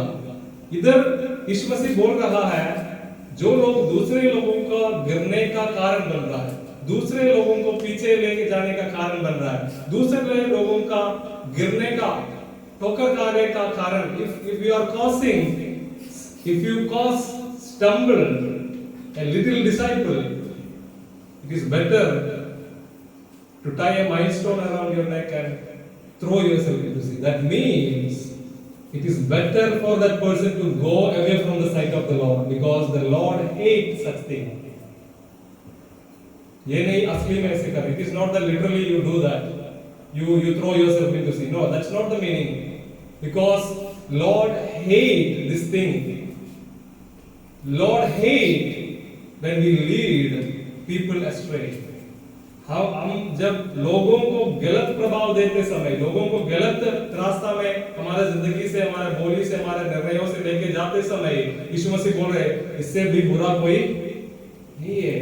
अच्छा है परमेश्वर से दूर से, क्योंकि परमेश्वर ऐसे लोगों को या ऐसे बातों को इतना नफरत करते हैं। अच्छा है तुम दूर कहीं चले जाओ। गंभीरता को दिखाने के लिए ऐसा एक बात बोला है, नील का पत्थर गले में बांधकर, इतना गंभीर है ये पाप, अगर हम दूसरे लोग को भी परमेश्वर से दूर ले जाना। अच्छा है कहीं दूर जाके चुप जाओ, नहीं तो परमेश्वर इतना नफरत करता है जो लोग दूसरे लोगों को भी खींचकर पाप की ओर जाता है। इसलिए कभी हम पतरस इधर अनजानी में कर रहा है, पतरस इधर निराशा में ये कर रहा है, इसलिए परमेश्वर का दया उधर है। कई बार इस्राएलियों का इतिहास पढ़ते समय उस जंगल में बलवा करते हुए बहुत लोग उठा और बहुत लोगों को पीछे ले गया था। बलवा करके लोगों को पाप में गिराने वाले लोग, ठोकर खाने का कारण देने वाले लोगों को, उनके ऊपर जो सजा आएगा वो बहुत गंभीर होगा। वापस आता है, अगर हम एक अगुआ है तो हम परमेश्वर के लिए, परमेश्वर के वचन के अनुसार एक अच्छा प्रभाव दूसरे लोगों के ऊपर लेना है। If we are ministers, we are leaders, and when we are leaders, we should give a good influence over others according to the word of God. अगर ऐसा नहीं है तो हमारे लिए अच्छा नहीं है। आगे पढ़िए, 4 से आगे पढ़ सकते हैं, 21 का 4 से आगे, यूहन्ना के सुसमाचार 21 अध्याय। You should listen this carefully. What kind of preaching I am doing? किस प्रकार का प्रचार मैं कर रहा हूँ? ये टॉपिकल सर्मन है? कौन सा सर्मन है ये? You don't know what? You did not understand. I preached for around 1 hour now. What kind of sermon is this? किस प्रकार का प्रचार है? टॉपिकल है? एक्सपोजिटरी। मैं एक आयत उसका एक बातों को क्या कर रहा हूँ, तो ये भी सीखना एक्सपोजिटरी सर्मन। एक प्रचार एक इंसान जब करते हैं, मैं करता हूँ, ये भी है, जो बोल रहा हूँ वो सीखना है, वो अलग बात है। जो प्रचार कर रहा हूँ वो अपनाना है, उसके साथ साथ प्रचार भी सीखना है। कैसे एक्सपोजिटरी सर्मन, ये भी सीखना है। याद दिला रहा हूँ आप लोगों को। 4 से पढ़िए 21 तक। बोल बोलते ही यीशु किनारे पर आ खड़ा हुआ, तो भी चेलों ने न ही पहचाना कि यह यीशु। तब यीशु ने उससे कहा, 8 तक पढ़ सकते हैं, ठीक है, 4 से 8 तक। हे बालक, क्या तुम्हारे पास कुछ मछलियां हैं? उन्होंने उत्तर दिया, नहीं। उसने उससे कहा, नाव की दाहिनी ओर जाल डाल तो पाओगे। अतः उन्होंने जाल डाला, और अब मछलियों की बहुतायत से कारण उसे खींच न सके। तब उस चेले ने, जिससे यीशु प्रेम रखता था, पतरस से कहा, यह तो प्रभु है। सिमोन पतरस ने यह सुनकर कि वह प्रभु है, कमर में अरख कस लिया, क्योंकि वह नंगा था, और झील में कूद पड़ा। परंतु दूसरे चेले डोकी पर मछलियों से भरा हुआ जाल खींचते हुए आए, क्योंकि वे किनारे से अधिक दूर नहीं पर कोई भी 200 हाथ पर थे। इधर अगला जो पैराग्राफ में क्या बताया है, मैं मछली पकड़ने जा रहा हूँ करके वो लोग मछली पकड़ने के लिए गया, पर पूरी रात मेहनत करने के बाद भी कुछ नहीं मिला। अब यीशु कहाँ खड़े थे? किनारे पर खड़े थे। After deciding to go for fishing, they went for fishing. The 7 people together, they went for fishing. They worked hard for the whole night, but they didn't get anything. But Jesus was standing at the shore. जब ये लोग वापस आ रहे थे, यीशु मसीह क्या पूछ रहा है? यीशु मसीह का सवाल क्या है उधर? है बालकों, क्या तुम्हारे पास कुछ मछलियां हैं? मतलब कुछ मछली मिला है करके किनारे से पूछ रहा होगा। तब उन लोग सोचा होगा कोई मछली खरीदने के लिए सुबह सुबह आकर खड़ा होगा, कोई ऐसा व्यक्ति होगा करके उन लोग सोचा होगा, क्योंकि ऐसे आते हैं लोग खरीदने के लिए। तो बोला कुछ नहीं ये करके बोला। तब यीशु मसीह क्या बोला? नाव का दाहिने उस साइड पर क्या है, जाल बिछाओ तब मिलेगा करके बोला। उन लोग जाल फेंका, तब बहुत सारे मछलियां मिल गया। जब बहुत सारे मछलियां मिल गया, तुरंत यूहन्ना ने, जो जिस चेले को यीशु मसीह प्यार किया था, उस चेले ने बोला ये कौन है? ये यीशु मसीह है करके तुरंत बोला। अभी कैसे याद आ गया यीशु मसीह है? चेहरा तो नहीं देखा, आवाज ही सुना। आवाज सब लोग सुना है, पहले भी सुना है, पर किसी को कोई भी यीशु मसीह को पहचाना नहीं। कारण ये बोल सकता है वो सुबह सुबह का टाइम था, थोड़ा अंधेरा था, इसलिए शायद नहीं पहचाना। पर यीशु मसीह बात किया तब भी नहीं पहचाना। अब भी कैसे पहचान लिया? उधर ऐसा कुछ नहीं लिखा है यीशु मसीह कुछ और रूप में आया या अपना जो रूप बदल कर आया या कुछ ऐसा किया उन लोग ना समझे, ऐसा कुछ नहीं किया। Jesus came like he was before. Jesus didn't do anything to hide himself from others, but they could not recognize him.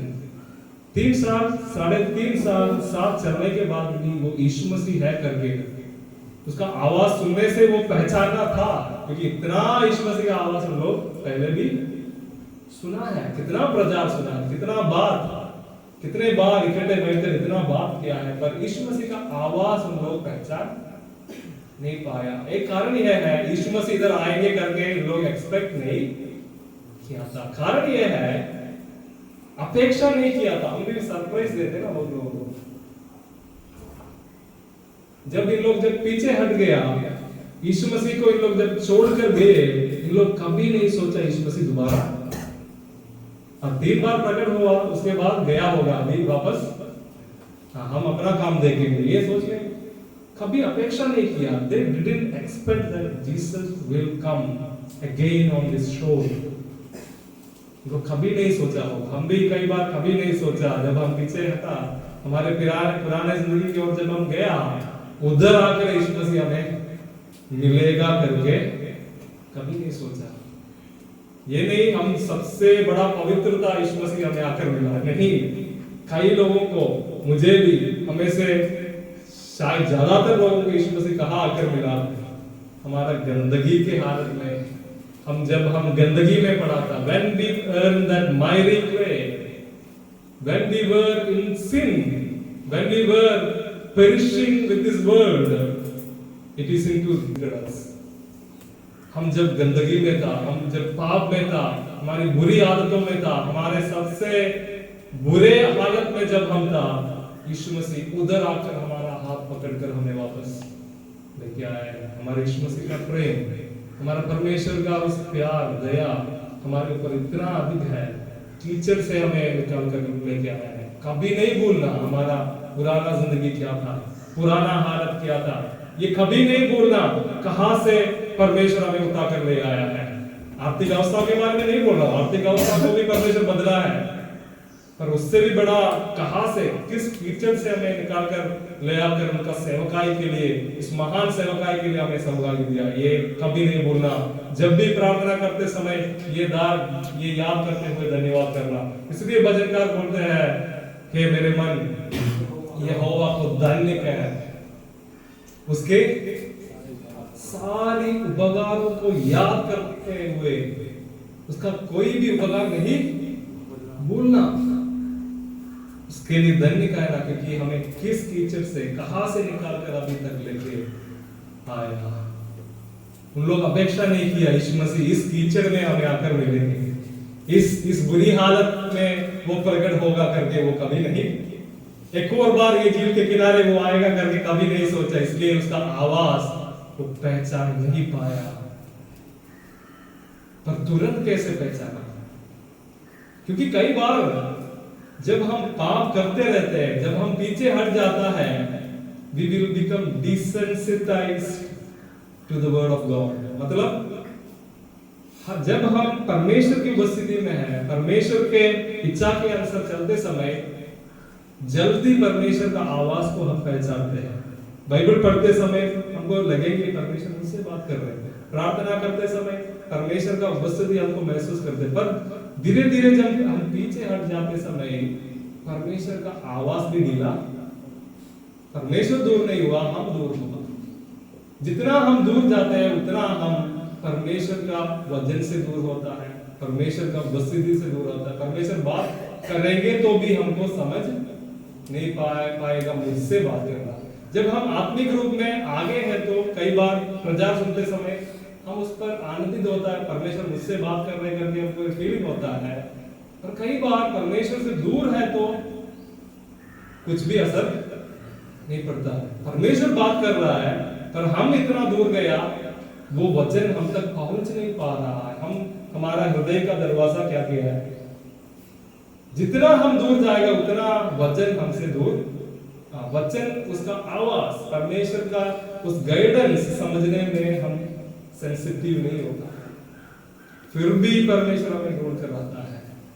जब उनका आवाज सुन नहीं पाता है, परमेश्वर जब बोलते समय अगर हम पहचान नहीं पाते तो परमेश्वर के लिए दूसरा एक तरीका है बात करने का।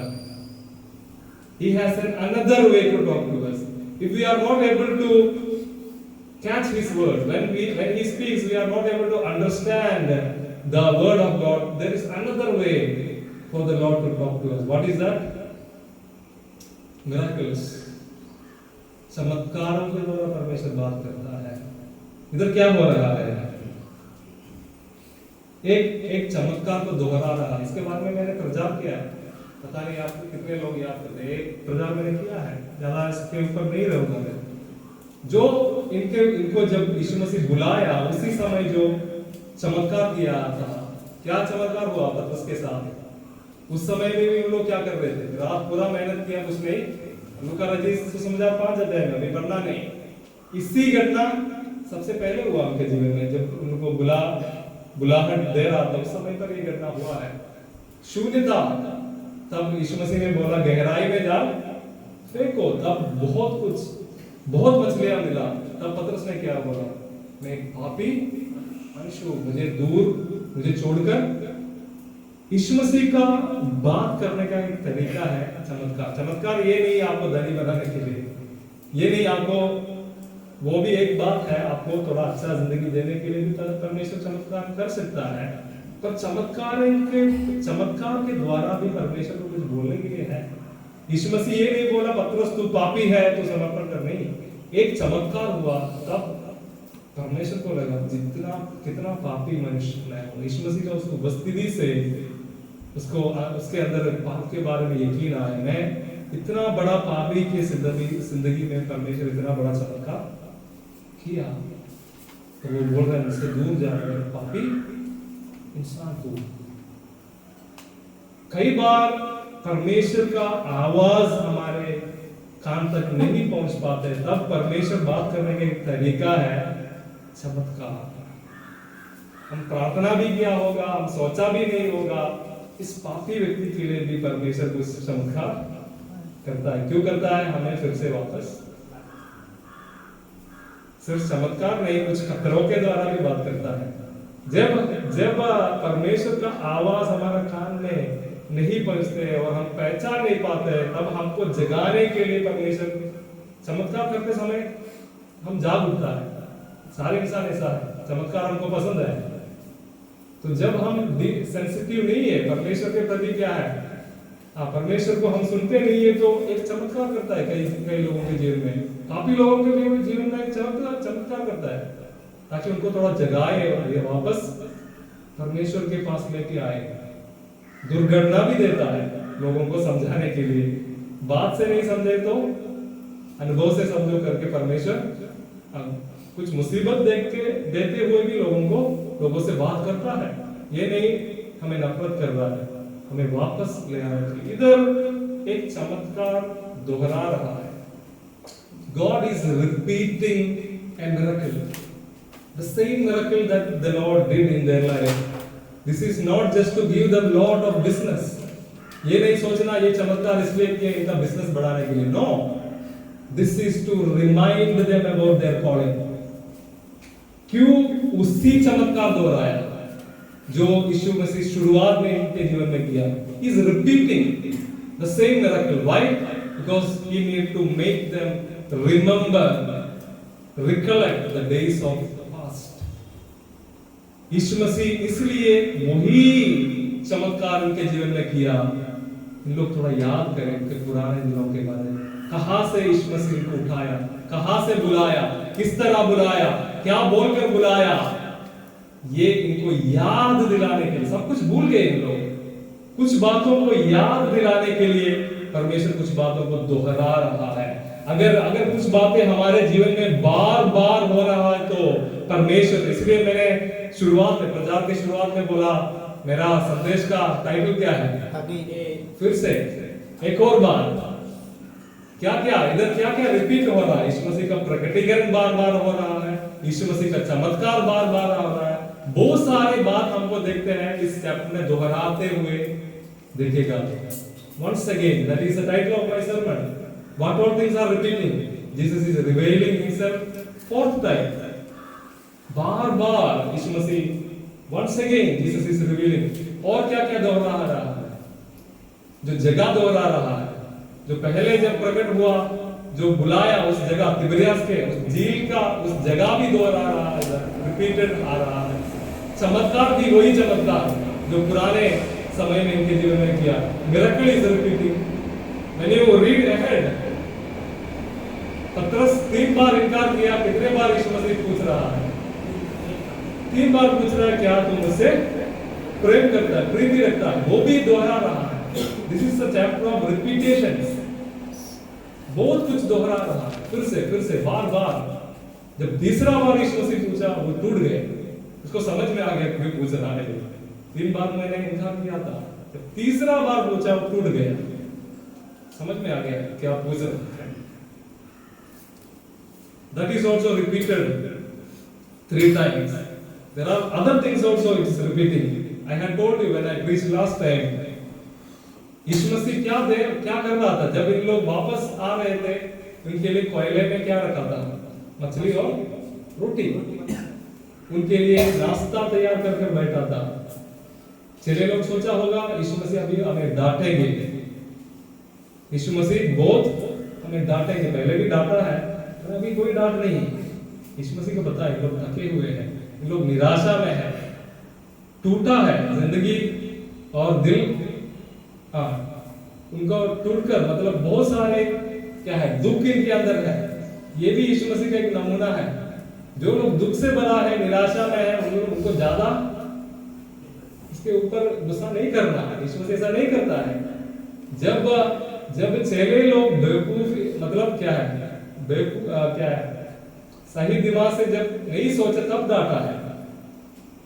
जब चेले लोग बहुत फुलिश बातें, बेवकूफ बातें किया है, तब यीशु मसीह डांटा है। पर जब लोग निराशा में है, कभी यीशु मसीह उनको क्या कर रहा है? हिम्मत दे रहा है, नाश्ता तैयार कर बुला रहा है। कोई डांट नहीं है। यीशु मसीह बोल सकते थे 3 साल, 3.5 साल मैं तुम्हें क्या किया? अपने साथ रखकर इतना बड़ा आशीष तुम लोग को दिया, तुम लोग मुझे धोखा दिया करके यीशु मसीह डांट सकते थे। शर्म नहीं है करके यीशु मसीह पतरस को डांट सकते, 3 बार इनकार किया, फिर वापस आया, फिर से वापस जा रहा है, उनको शर्म नहीं है? ये बोल सकते थे। मैं तो बोलता हूं, हमें तो बोलते हैं एक एक बात, पिछले 3 साल में क्या क्या हुआ, एक एक बात तुम्हारे लिए मैं ये किया वो किया, इतना गिनती बोलकर हम जो कुछ दूसरे लोग के लिए किया, ये सब कुछ बोलकर इसके बाद भी तुम मुझे क्या किया, धोखा दिया, मुझे छोड़कर, ये बोलकर हमें दूसरे लोग का जो निराशा में है उसको और क्या करेंगे, तोड़ेंगे। यीशु मसीह ऐसा नहीं है। जब इन लोग बेवकूफी किया, फुलिशनेस किया, तब डांटा है। पर जब इन लोग टूटापन में है, जब उन लोग निराशा में है, उनको डांटा नहीं, उनके लिए नाश्ता तैयार करके, ये होना चाहिए हमारे सेवकाई। जो लोग ऑलरेडी टूटा है उनको और तोड़ने के लिए नहीं बुलाया। जो लोग शायद उनके गलती के द्वारा ही शायद इस अवस्था में पहुंचा होगा, उनको जब तक ये नहीं बोला तुम्हारे ऊपर परमेश्वर का दंड सही होगा, परमेश्वर का दंड होगा, पर क्या है, हम जाकर और उनको तोड़ना नहीं। अगर परमेश्वर बोला है कुछ बहुत उनके बोलने के लिए, वो बोल दो, या परमेश्वर का वचन का संदेश उनको दो, उसके अलावा हम और उसको तोड़ना नहीं। जैसे यीशु मसीह उसके लिए नाश्ता तैयार करके उनको फिर से हिम्मत दे रहा है, फिर से उस आत्मिक जिंदगी में वापस लेके आ रहा है, हम भी उस मन का होना चाहिए, दया से भरा हुआ एक सेवकाई। We are called to do a ministry of grace and kindness. Jesus could have become angry to them. He could have told all the things that he was doing in their past life. Jesus could have told, I have kept you 3.5 years with me. I have did lot of things for you. After that you deceived me.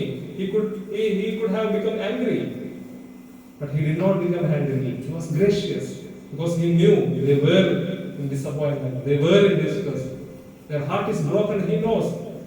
In that state, he is not becoming angry. Yes, he has become angry before also when they were doing foolishness. But now when they are broken, he never scolds them.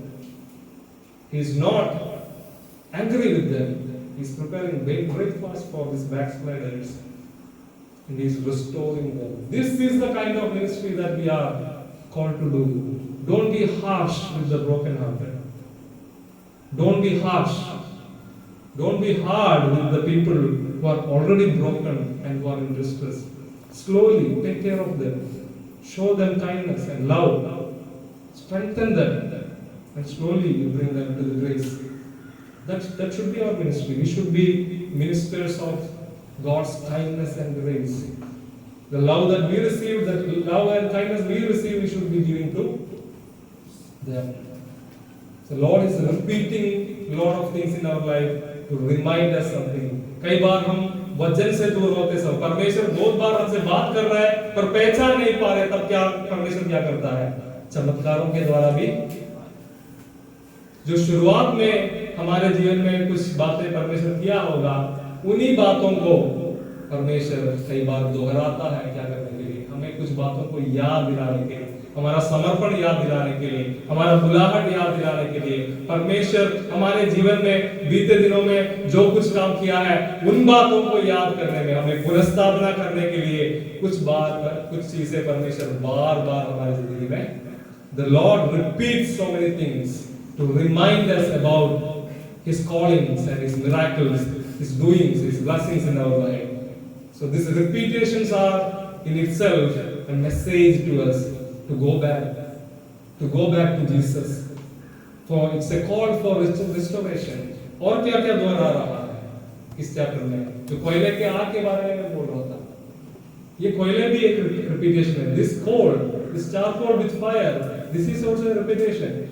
Because Peter denied Jesus 3 times in front of a coal fire. If you read Luke chapter 22, the 3 denials are in front of this charcoal. But John has a different narrative.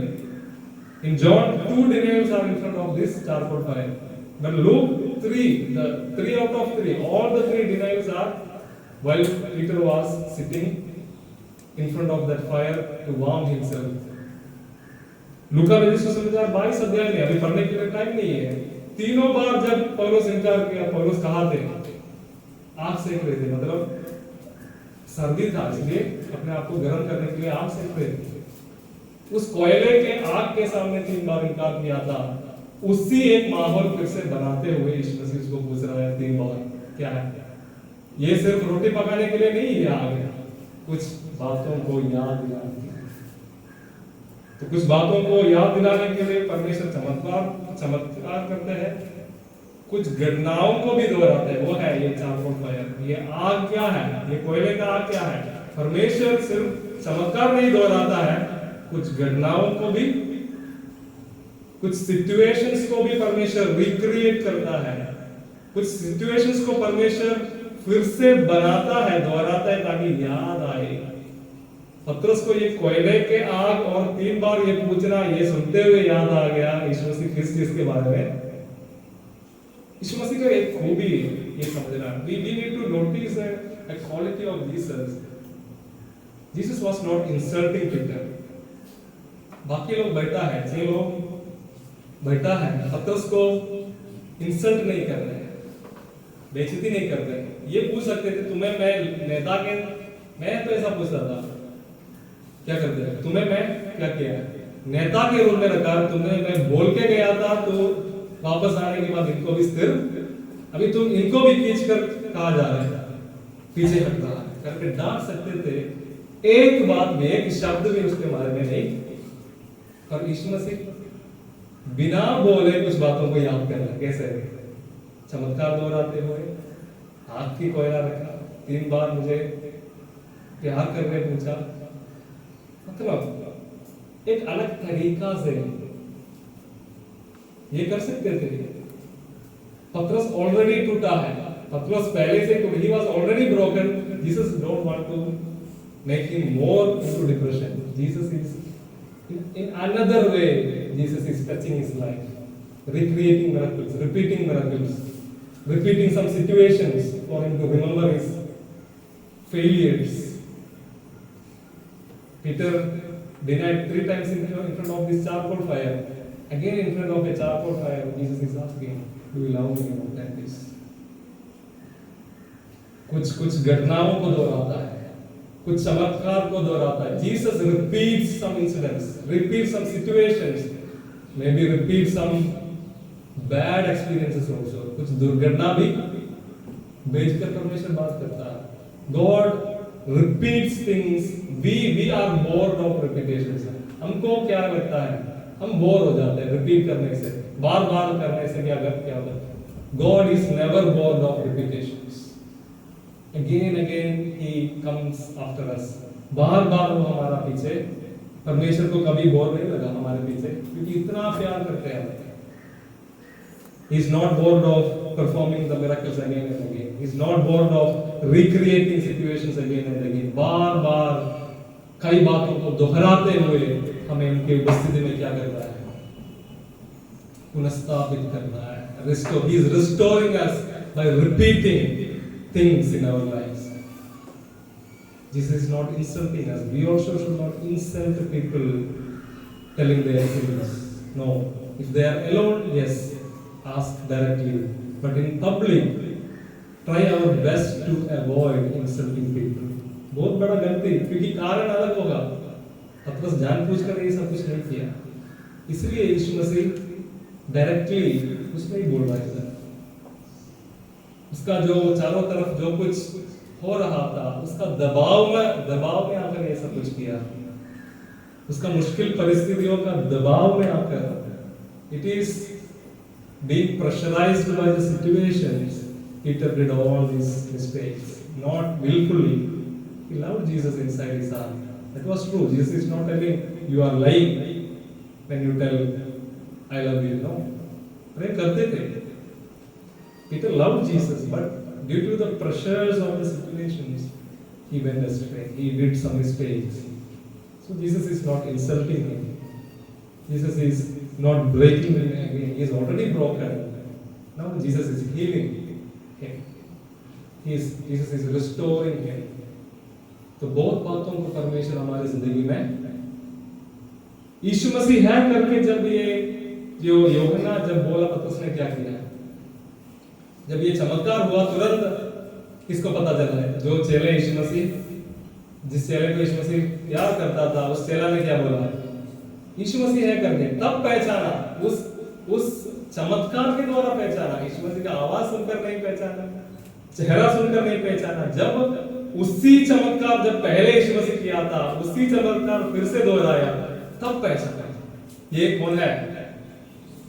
हमारे जीवन में सबसे पहले मतलब पुराने समय में यही घटना हुआ है, उसी को दोहरा रहा है। तो ये भी कौन किया होगा? वो जो व्यक्ति उधर खड़ा है वो कौन है? यीशु मसीह करके पहले ये सुनते हुए पतरस ने क्या किया? वो नंगा था। नंगा था मतलब क्या? क्योंकि मछुआरे लोग क्या करते हैं? सबसे कम कपड़ों में मछली पकड़ने के लिए, क्योंकि वो लोग पूरा गीला हो जाते हैं, इसलिए सबसे कम कपड़े में क्या करते हैं मछली।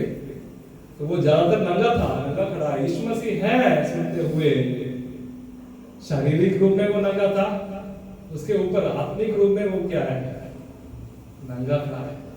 एक और नंगा व्यक्ति को हम देखते हैं मरकुस रचित सुसमाचार में, जब उस गतसमना में एक व्यक्ति सिर्फ चादर ओढ़कर यीशु मसीह को देखने के लिए या यीशु मसीह को फॉलो करने के लिए निकला। उसको पता नहीं क्या क्या आगे होने वाला है। उसने बोला ये चादर के साथ आराम से मैं, क्योंकि रात है, ज्यादा कपड़ा पहनने का, थोड़ा रिलैक्स होकर यीशु मसीह के पीछे चल रहे। आगे क्या क्या होने वाला है करके कोई अंदाजा, उसको ये भी पता नहीं था, कोई मेरा चादर सोचा नहीं था, अपेक्षा नहीं किया था। वो व्यक्ति नंगा होकर दौड़ना पड़ा। ये एक आत्मिक संदेश दे रहा है। यीशु मसीह के पीछे जाते समय नंगा होकर, ये आत्मिक रूप पर नंगा होने के बारे में बात कर। पाप करते हुए, पाप की जिंदगी के द्वारा नंगा होते हुए, ये नंगापन किस चीज को याद कराता है? आदम और हवा का नंगापन, जब इन लोग परमेश्वर से दूर गए। ये परमेश्वर के साथ जो दूरी है, ये नंगापन। पतरस आक्षरिक रूप में नंगा था, उससे ऊपर आत्मिक रूप में भी वो नंगा था, परमेश्वर से दूर। मरकुस में वो चेला भी नंगा होकर दौड़ना पड़ा। यीशु मसीह के पीछे हो लेते समय तैयारी के साथ, किसी भी बात को सामना करने का तैयारी के साथ जाना था, पर ये सिर्फ चादर ओढ़कर। हम भी जो तैयारी करने के समय में तैयारी नहीं करेंगे तो हम भी नंगा होकर शैतान के सामने जब युद्ध के लिए जाते समय पूरी तैयारी से जाना। हमारा ये समय, आपका पढ़ाई के समय, ये बहुत बड़ा आगे आने वाला बहुत बड़ा युद्ध के लिए तैयारी है। ये हल्की बात नहीं है, अभी भी युद्ध है हमको, पर आगे जाकर बड़ा युद्ध में हम शामिल होने वाला है, उसके लिए तैयारी है। नहीं तो नंगा होकर दौड़ना पड़ेगा।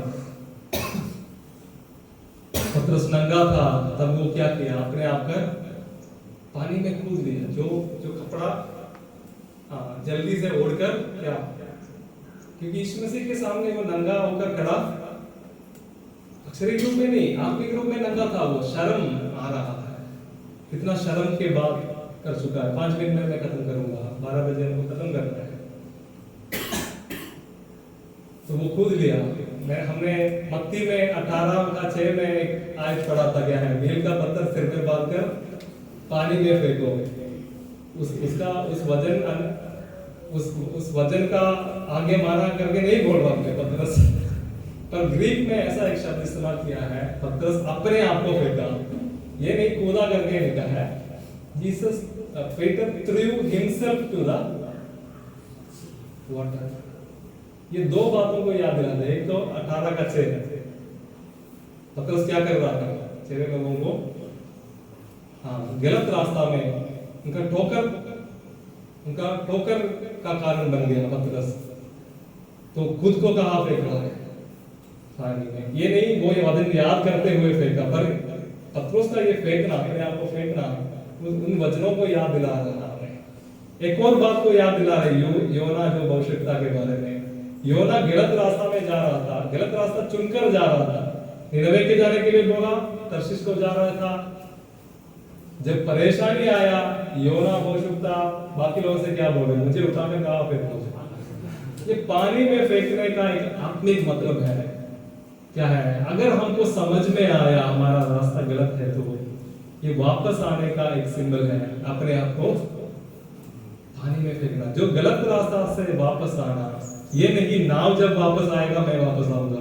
कई बार हमारा सोच ये है, हाँ मैं जितना पाप में आनंद लेना है, पाप का मजा लेना उतना ले लूंगा, जब मेरा जिंदगी खुद परमेश्वर का है, कहीं ना कहीं मुझे पकड़ेगा तब मैं वापस आऊंगा। नहीं, जहाज बहुत दिन बाद ही वापस आएगा। अब क्या करना है, कूदो। योना मन फिरा के नहीं बोला फेंको, अगर पानी में मरना भी पड़े मैं कहा नहीं जाऊंगा। उनको बचाने के लिए योना बोला मुझे पानी में, योना मन फिरा नहीं, पतरस का मन टूट गया क्योंकि वो नंगा खड़ा है परमेश्वर के यीशु मसीह के साथ। इसलिए उसका एक और निराशा का एक सिंबल है, खुद को कहां फेंक रहा है। पर पानी में फेंका पर कहां आ रहा है, यीशु मसीह की उपस्थिति में ही। वो बाकी लोग से भी जल्दी कहां आ गया, यीशु मसीह के पास आ गया। उसको समझ में आ गया उसका गलती क्या है। योना जैसे नहीं फेंकना अपने आप को, वो बलवा है। क्या है, मैं इस पानी में चाहे मरना भी पड़े मैं उनके पास आकर सेवकाई, पर परमेश्वर उसको जिंदा, परमेश्वर सोच सकते हैं इतना अनाज्ञाकारी भविष्यता को मैं इस समुद्र में मार डालूंगा, नहीं, उसको जिंदा बचना है परमेश्वर का। योना को किसी भी हालत में मरना था, पर परमेश्वर को किसी भी हालत में इसको जिंदा रखना है और उधर जाके इसको सेवकाई कराना है, इसलिए क्योंकि उनके लिए एक लेसन, एक सीख देना था, इसलिए मछली का पेट में रहना पड़ा। तो पानी में फेंकना वापस आने का एक सिंबल के रूप में हम देखते हैं। बहुत बातें आगे बोलने के लिए है, किसी और मौका में इसका जो आगे का आयत मैंने बताऊंगा। एक बार हम इन आयतों के सामने, इन वचनों के सामने समर्पण करेंगे। एक और बात मैं बोलूंगा, जब इन लोग वापस आया, सब लोग जब ये मछली वगैरह पकड़ कर, मछली का जो जाल खींच कर सब लोग जब वापस आया, एक शब्द उधर लिखा है, तू कौन है करके कोई यीशु मसीह से पूछने का हिम्मत नहीं लिया। वो आयत पढ़ सकते हैं कि किसका,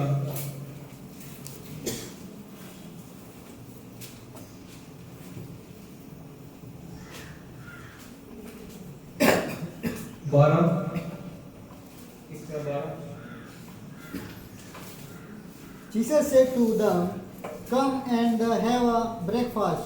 Now, no one of the disciple dared ask him, "Who are you?" They knew it was the Lord. 12 में से यीशु ने उनसे कहा, आओ भोजन करो।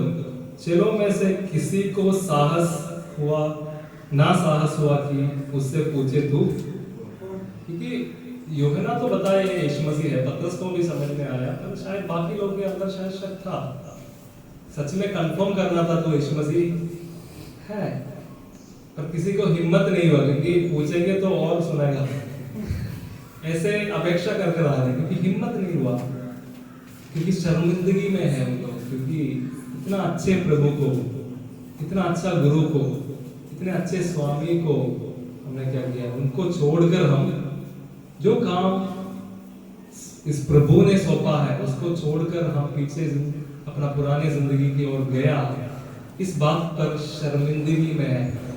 सिर उठाने के लिए भी लोग, सिर उठाकर यीशु मसीह को देखने के लिए भी लोग शर्मा होगा, क्योंकि इतना शर्मिंदगी के बाद, इतना सेवकाई करने के बाद, इतना यीशु मसीह को अनुभव करने के बाद लोग पीछे हट गए।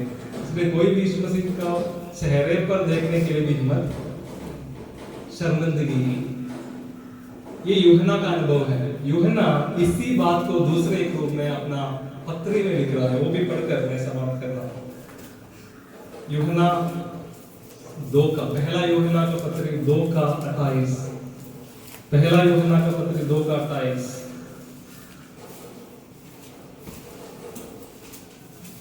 And now, little children, abide in him, so that when he appears, we may have confidence and not shrink from him in shame at his coming. इधर यूहन्ना लिख रहा है, जब वो प्रकट आएगा जब वो प्रकट होगा, क्योंकि एक बार जब प्रकट हो गया इन लोग शर्मिंदगी के साथ क्या करना पड़ा, सिर नीचे करना पड़ा। जब वो जलील के ये तिबरियास के गलील के झील के किनारे जब 21 में यूहन्ना 21 में प्रकट हुआ, किसी को हिम्मत नहीं था यीशु मसीह के सामने खड़े होने की, क्योंकि ऐसा काम करके बैठा है। पूछने, मुंह खोलकर कुछ पूछने के लिए भी हिम्मत नहीं था, क्योंकि शर्मिंदगी कितना दूर मैं गया, कितना पाप इस अच्छे प्रभु से मैंने किया। पर जब पत्री लिखते समय कलीसिया से बोल रहा, अभी एक और बार वो प्रकट होगा, तब हमारा हालत पुराने, मतलब पहले हम जो प्रेरित लोग जब शर्मिंदगी के साथ उनके सामने खड़ा है, ऐसा तुम्हारा हालत जब एक और बार वो प्रकट होगा, हमको हिम्मत होना चाहिए उसके सामने खड़े होने के लिए। शर्मिंदगी से पीछे हटने वाला नहीं। जब यीशु मसीह एक और बार दोबारा आएगा, हम हिम्मत के साथ उसके सामने खड़े होना है। ये बोलकर नहीं प्रभु मैं पीछे हट गया, मैं पाप में था, नहीं, हिम्मत के साथ प्रभु का अनुग्रह के द्वारा एक जयवंत, एक विक्टोरियस लाइफ जीते हुए यीशु मसीह जब आएगा, हिम्मत के साथ, कॉन्फिडेंस के साथ उसको सामना करना है। ये लिखते समय मैं जरूर सोचता हूँ यूहन्ना के मन में क्या है, तो पुराना घटना याद हुआ होगा जब एक बार उस गलील के झील के किनारे प्रकट हुआ, हम शर्मिंदगी के साथ हमारा सिर नीचा करना पड़ा, एक शब्द भी उसका बोलने के लिए हमें हिम्मत नहीं था। पर जब दोबारा आएगा ऐसा ना हो, जब दोबारा उसको वेलकम करेगा, दोबारा जब वो प्रकट होगा, हिम्मत के साथ, खुशी के साथ उस प्रभु को आगम वेलकम करने के लिए, स्वीकार करने के लिए, उस प्रभु को सामना करने के लिए, ऐसा एक जिंदगी सब लोग जीना है करके कलीसिया से बोल रहा है।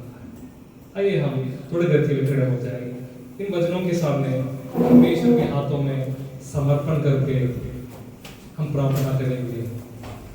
हमारे प्रिय प्रभु, हम अपने जीवन को आपके हाथों में देते हैं। कई बार परमेश्वर